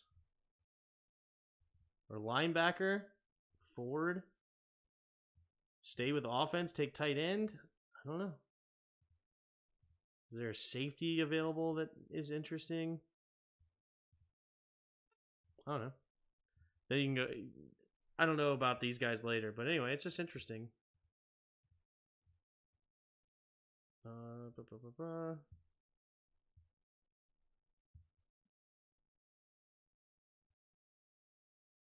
Then you can go like edge or something. I don't know. I'm kind of interested in this Devin Neal kid. But anyway, all right. Enough of that. I was just curious where Troy Franklin was getting drafted. Everyone in love with going tackle when the real weakness of the O-line has been the interior offensive line. Yeah, it's all bad. It's the whole offensive line is bad, but both tackles are very big weaknesses. I've seen Alt a lot projected to the Jets. All right, maybe. This is the first draft that I didn't follow that much, to be honest. Gotcha. That Howe comeback against the Broncos seemed so long ago. You ain't lying, Gus. You ain't lying.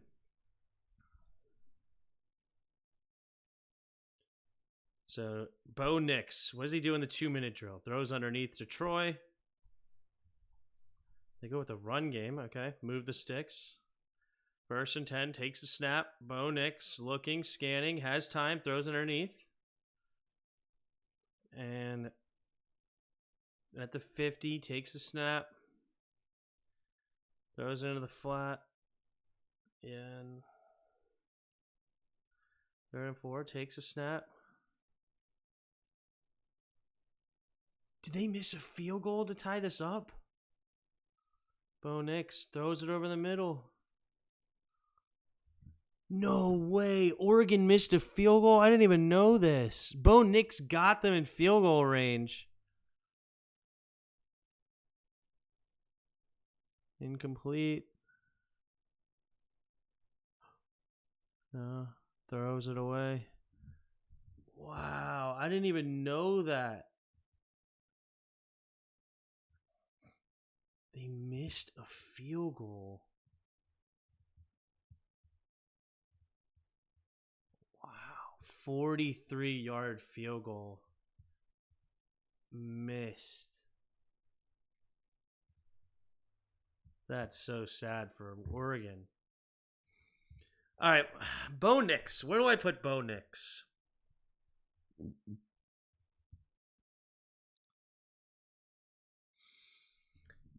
Bo Nix to me is a guy that can go down here at 6. And I'm really not that much interested in him. I'd probably take him over this group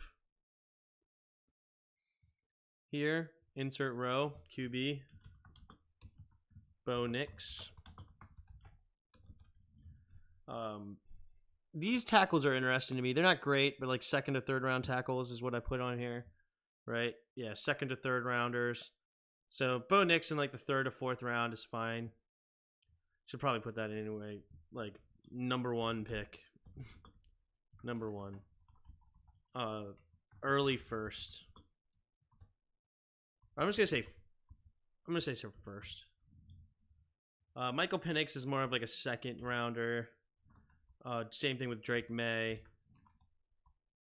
Bo Nix is like 4th-ish. I'll give him a 3rd to 4th round. 1st rounder. So I really have 2 guys. Well, 2nd round. I really only have 2 guys in the 1st round out of these quarterbacks, in my opinion. So that's where I'm at. Tim hates when Goat Nix. Bo Nix gives me Colt McCoy vibes. Honestly, I don't even hate that. Penix gives me Teddy Bridgewater vibes. Maybe. I just like how experienced he is.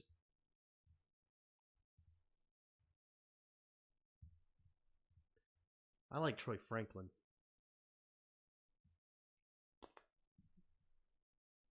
Troy Franklin's a dude I'm interested in. If we take him in the 2nd, I'm not mad.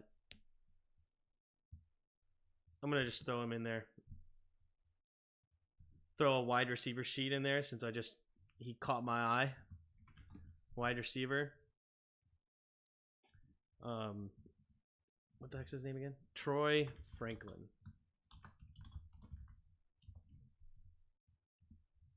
Early 2nd. Not mad with him at all. Penix gives me Teddy Bridgewater vibes. All right, so who else are we looking at? Those are like the top 5 for sure.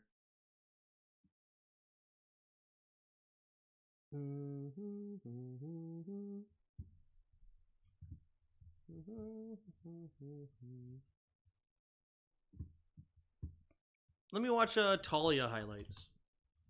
Talia Tagovailoa highlights. Let's watch him. I'm just going to look at highlights of the guys later in the draft. Again, here is the video I'm watching for the highlights. Boom. JJ. Gotta look at the top quarterbacks in this draft. Quarterbacks 2024 rankings draft.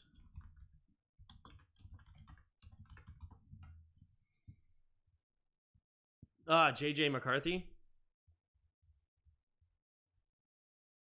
for Michigan. All right, let's look at him. Why not? He's listed next.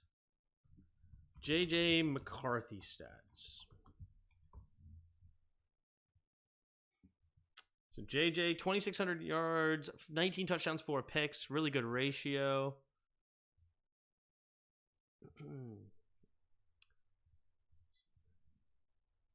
Go to his game logs.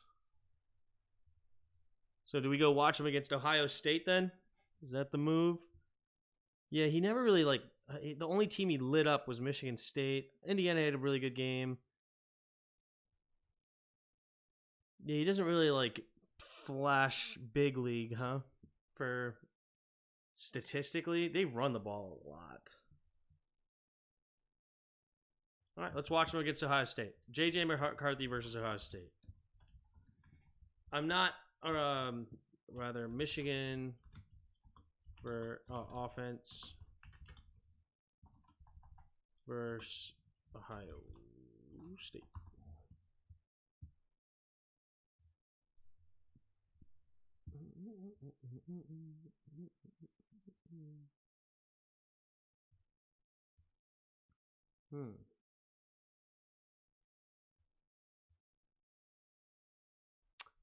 Wow, they don't have that one up yet?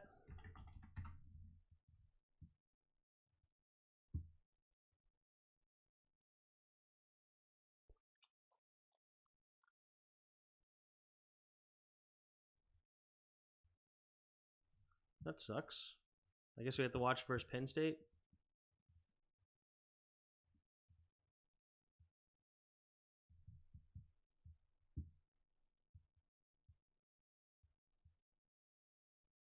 No, it's Penn State of the line.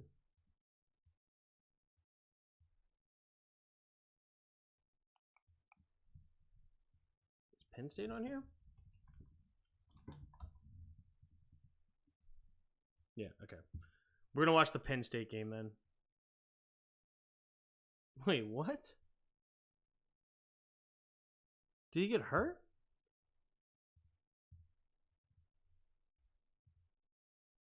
What? He only threw the ball 8 times?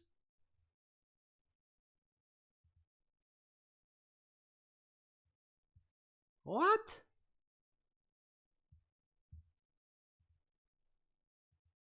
I don't know, guys. Penix Gino. That might actually be a decent comparison. Penix Gino. I actually don't hate that comp. That's a good comp, Tay. I think Harbaugh brings him along with a second round pick wherever he goes. I don't know. McCarthy is wins a title. He's a media darling. I don't know. He ran the ball as much as he threw it. Yeah, 8 carries, 34 yards.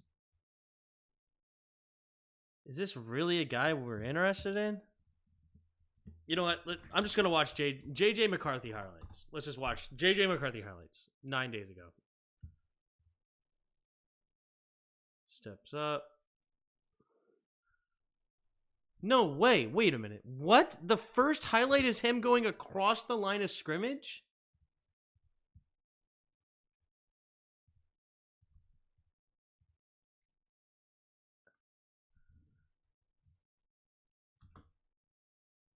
He is completely across the line of scrimmage.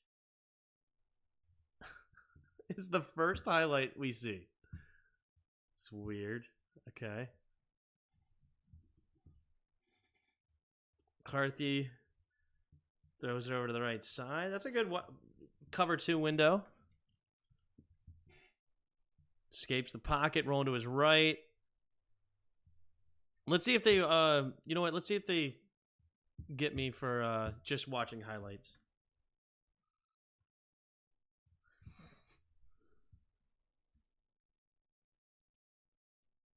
That's a good, accurate throw.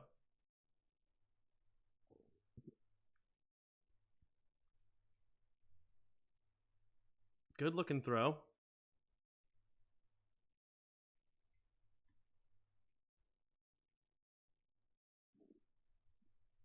Has a little speed.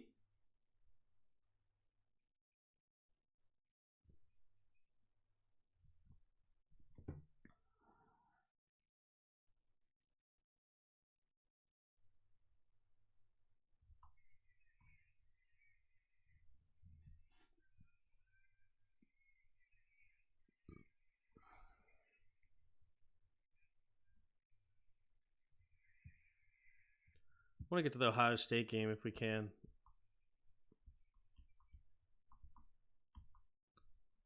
Against Penn State.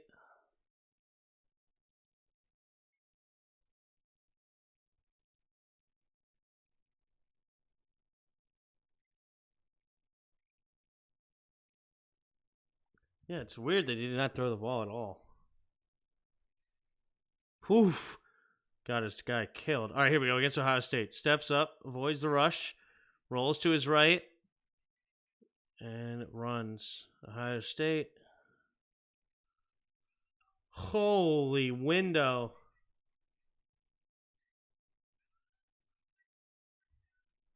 Holy crap.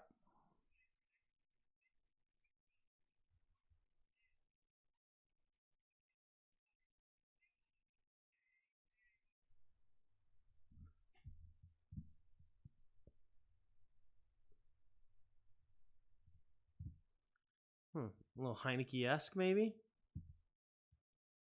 Little Heineke-esque, maybe? I think you can jump across the line of scrimmage as long as you don't step across the line of scrimmage. Oh, is that the college rule? I would say like a 4th round pick has shown high level arm talent, not good processor, decent playmaker. I mean, if JJ has the physical and mental tools to compete with Hal, I wouldn't mind us using a late second on him since he'll have a 2-year advantage. Sorry, 2-year advantage of rookie contract control. His release is a little sidearm-ish, yeah.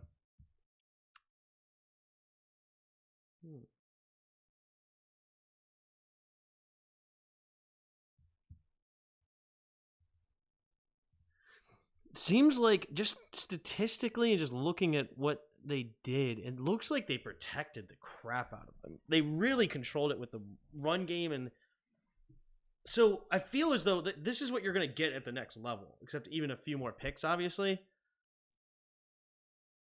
I mean, I can see JJ McCarthy being like a Brock Purdy similar guy if he goes to the right situation. I don't think our situation is that. Do I really care about JJ McCarthy?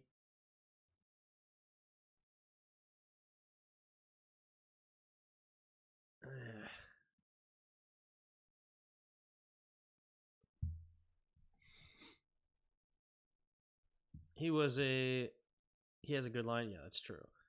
Unless we get Caleb, I say roll with Hal. I would love Jayden Daniels in the second, though. Yeah, he's not going to be in the second, though.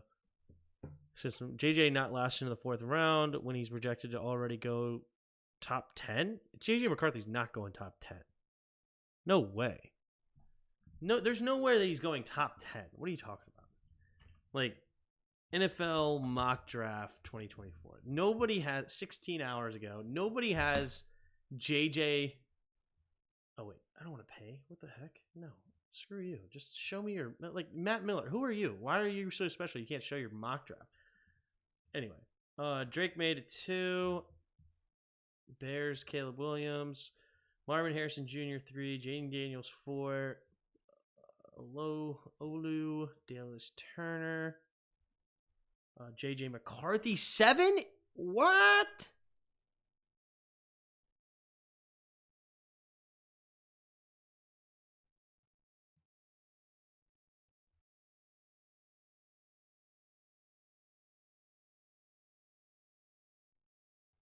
This guy is nuts. No shot. What? Also, what's his name? Harbaugh's not leaving.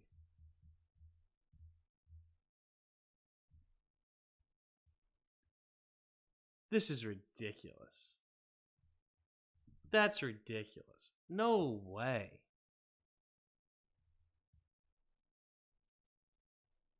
Hogs Haven. I don't care about that right now. 2024 PFF.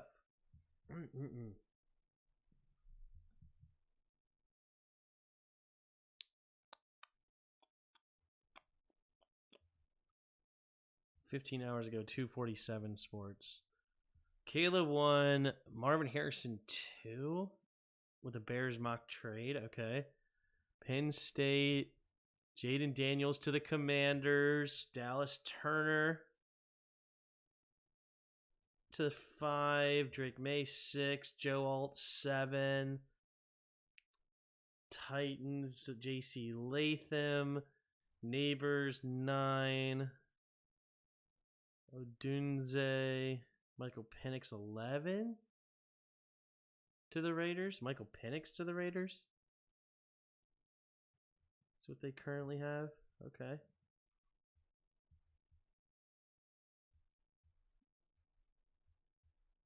There's no way. Raiders have overdrafted wildly in the past. Hayward to Bay. Anyone? Yeah. If Caleb was available, we have to strike, but don't really love any others at the moment. Like them all, but not sold. Last year QB's class. Yeah. Dude's flash, but already banged up. Where they have minus Levis from last night. Last year class is good besides Bryce. If we take Jayden or Caleb, I'm sorry, but I don't want to see CJ Stroud level production. I hear what you're saying, yeah. Even Stroud already KO'd. KO'd? What? Does that mean? What are you telling me? I don't know, dudes.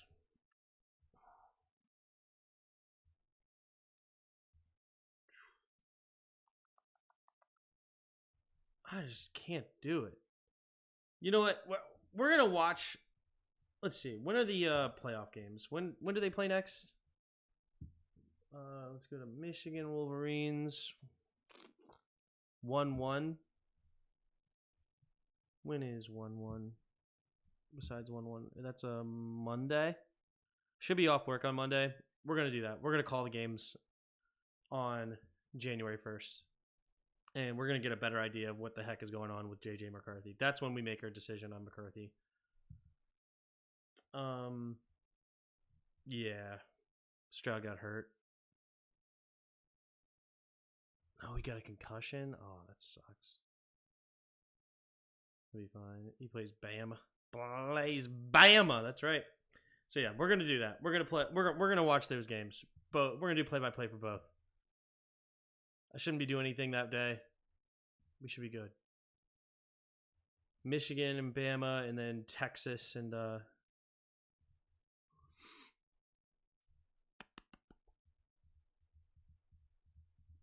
whatever their name is, Texas and Washington. So we'll get a better idea of Penix as well, and Ewers.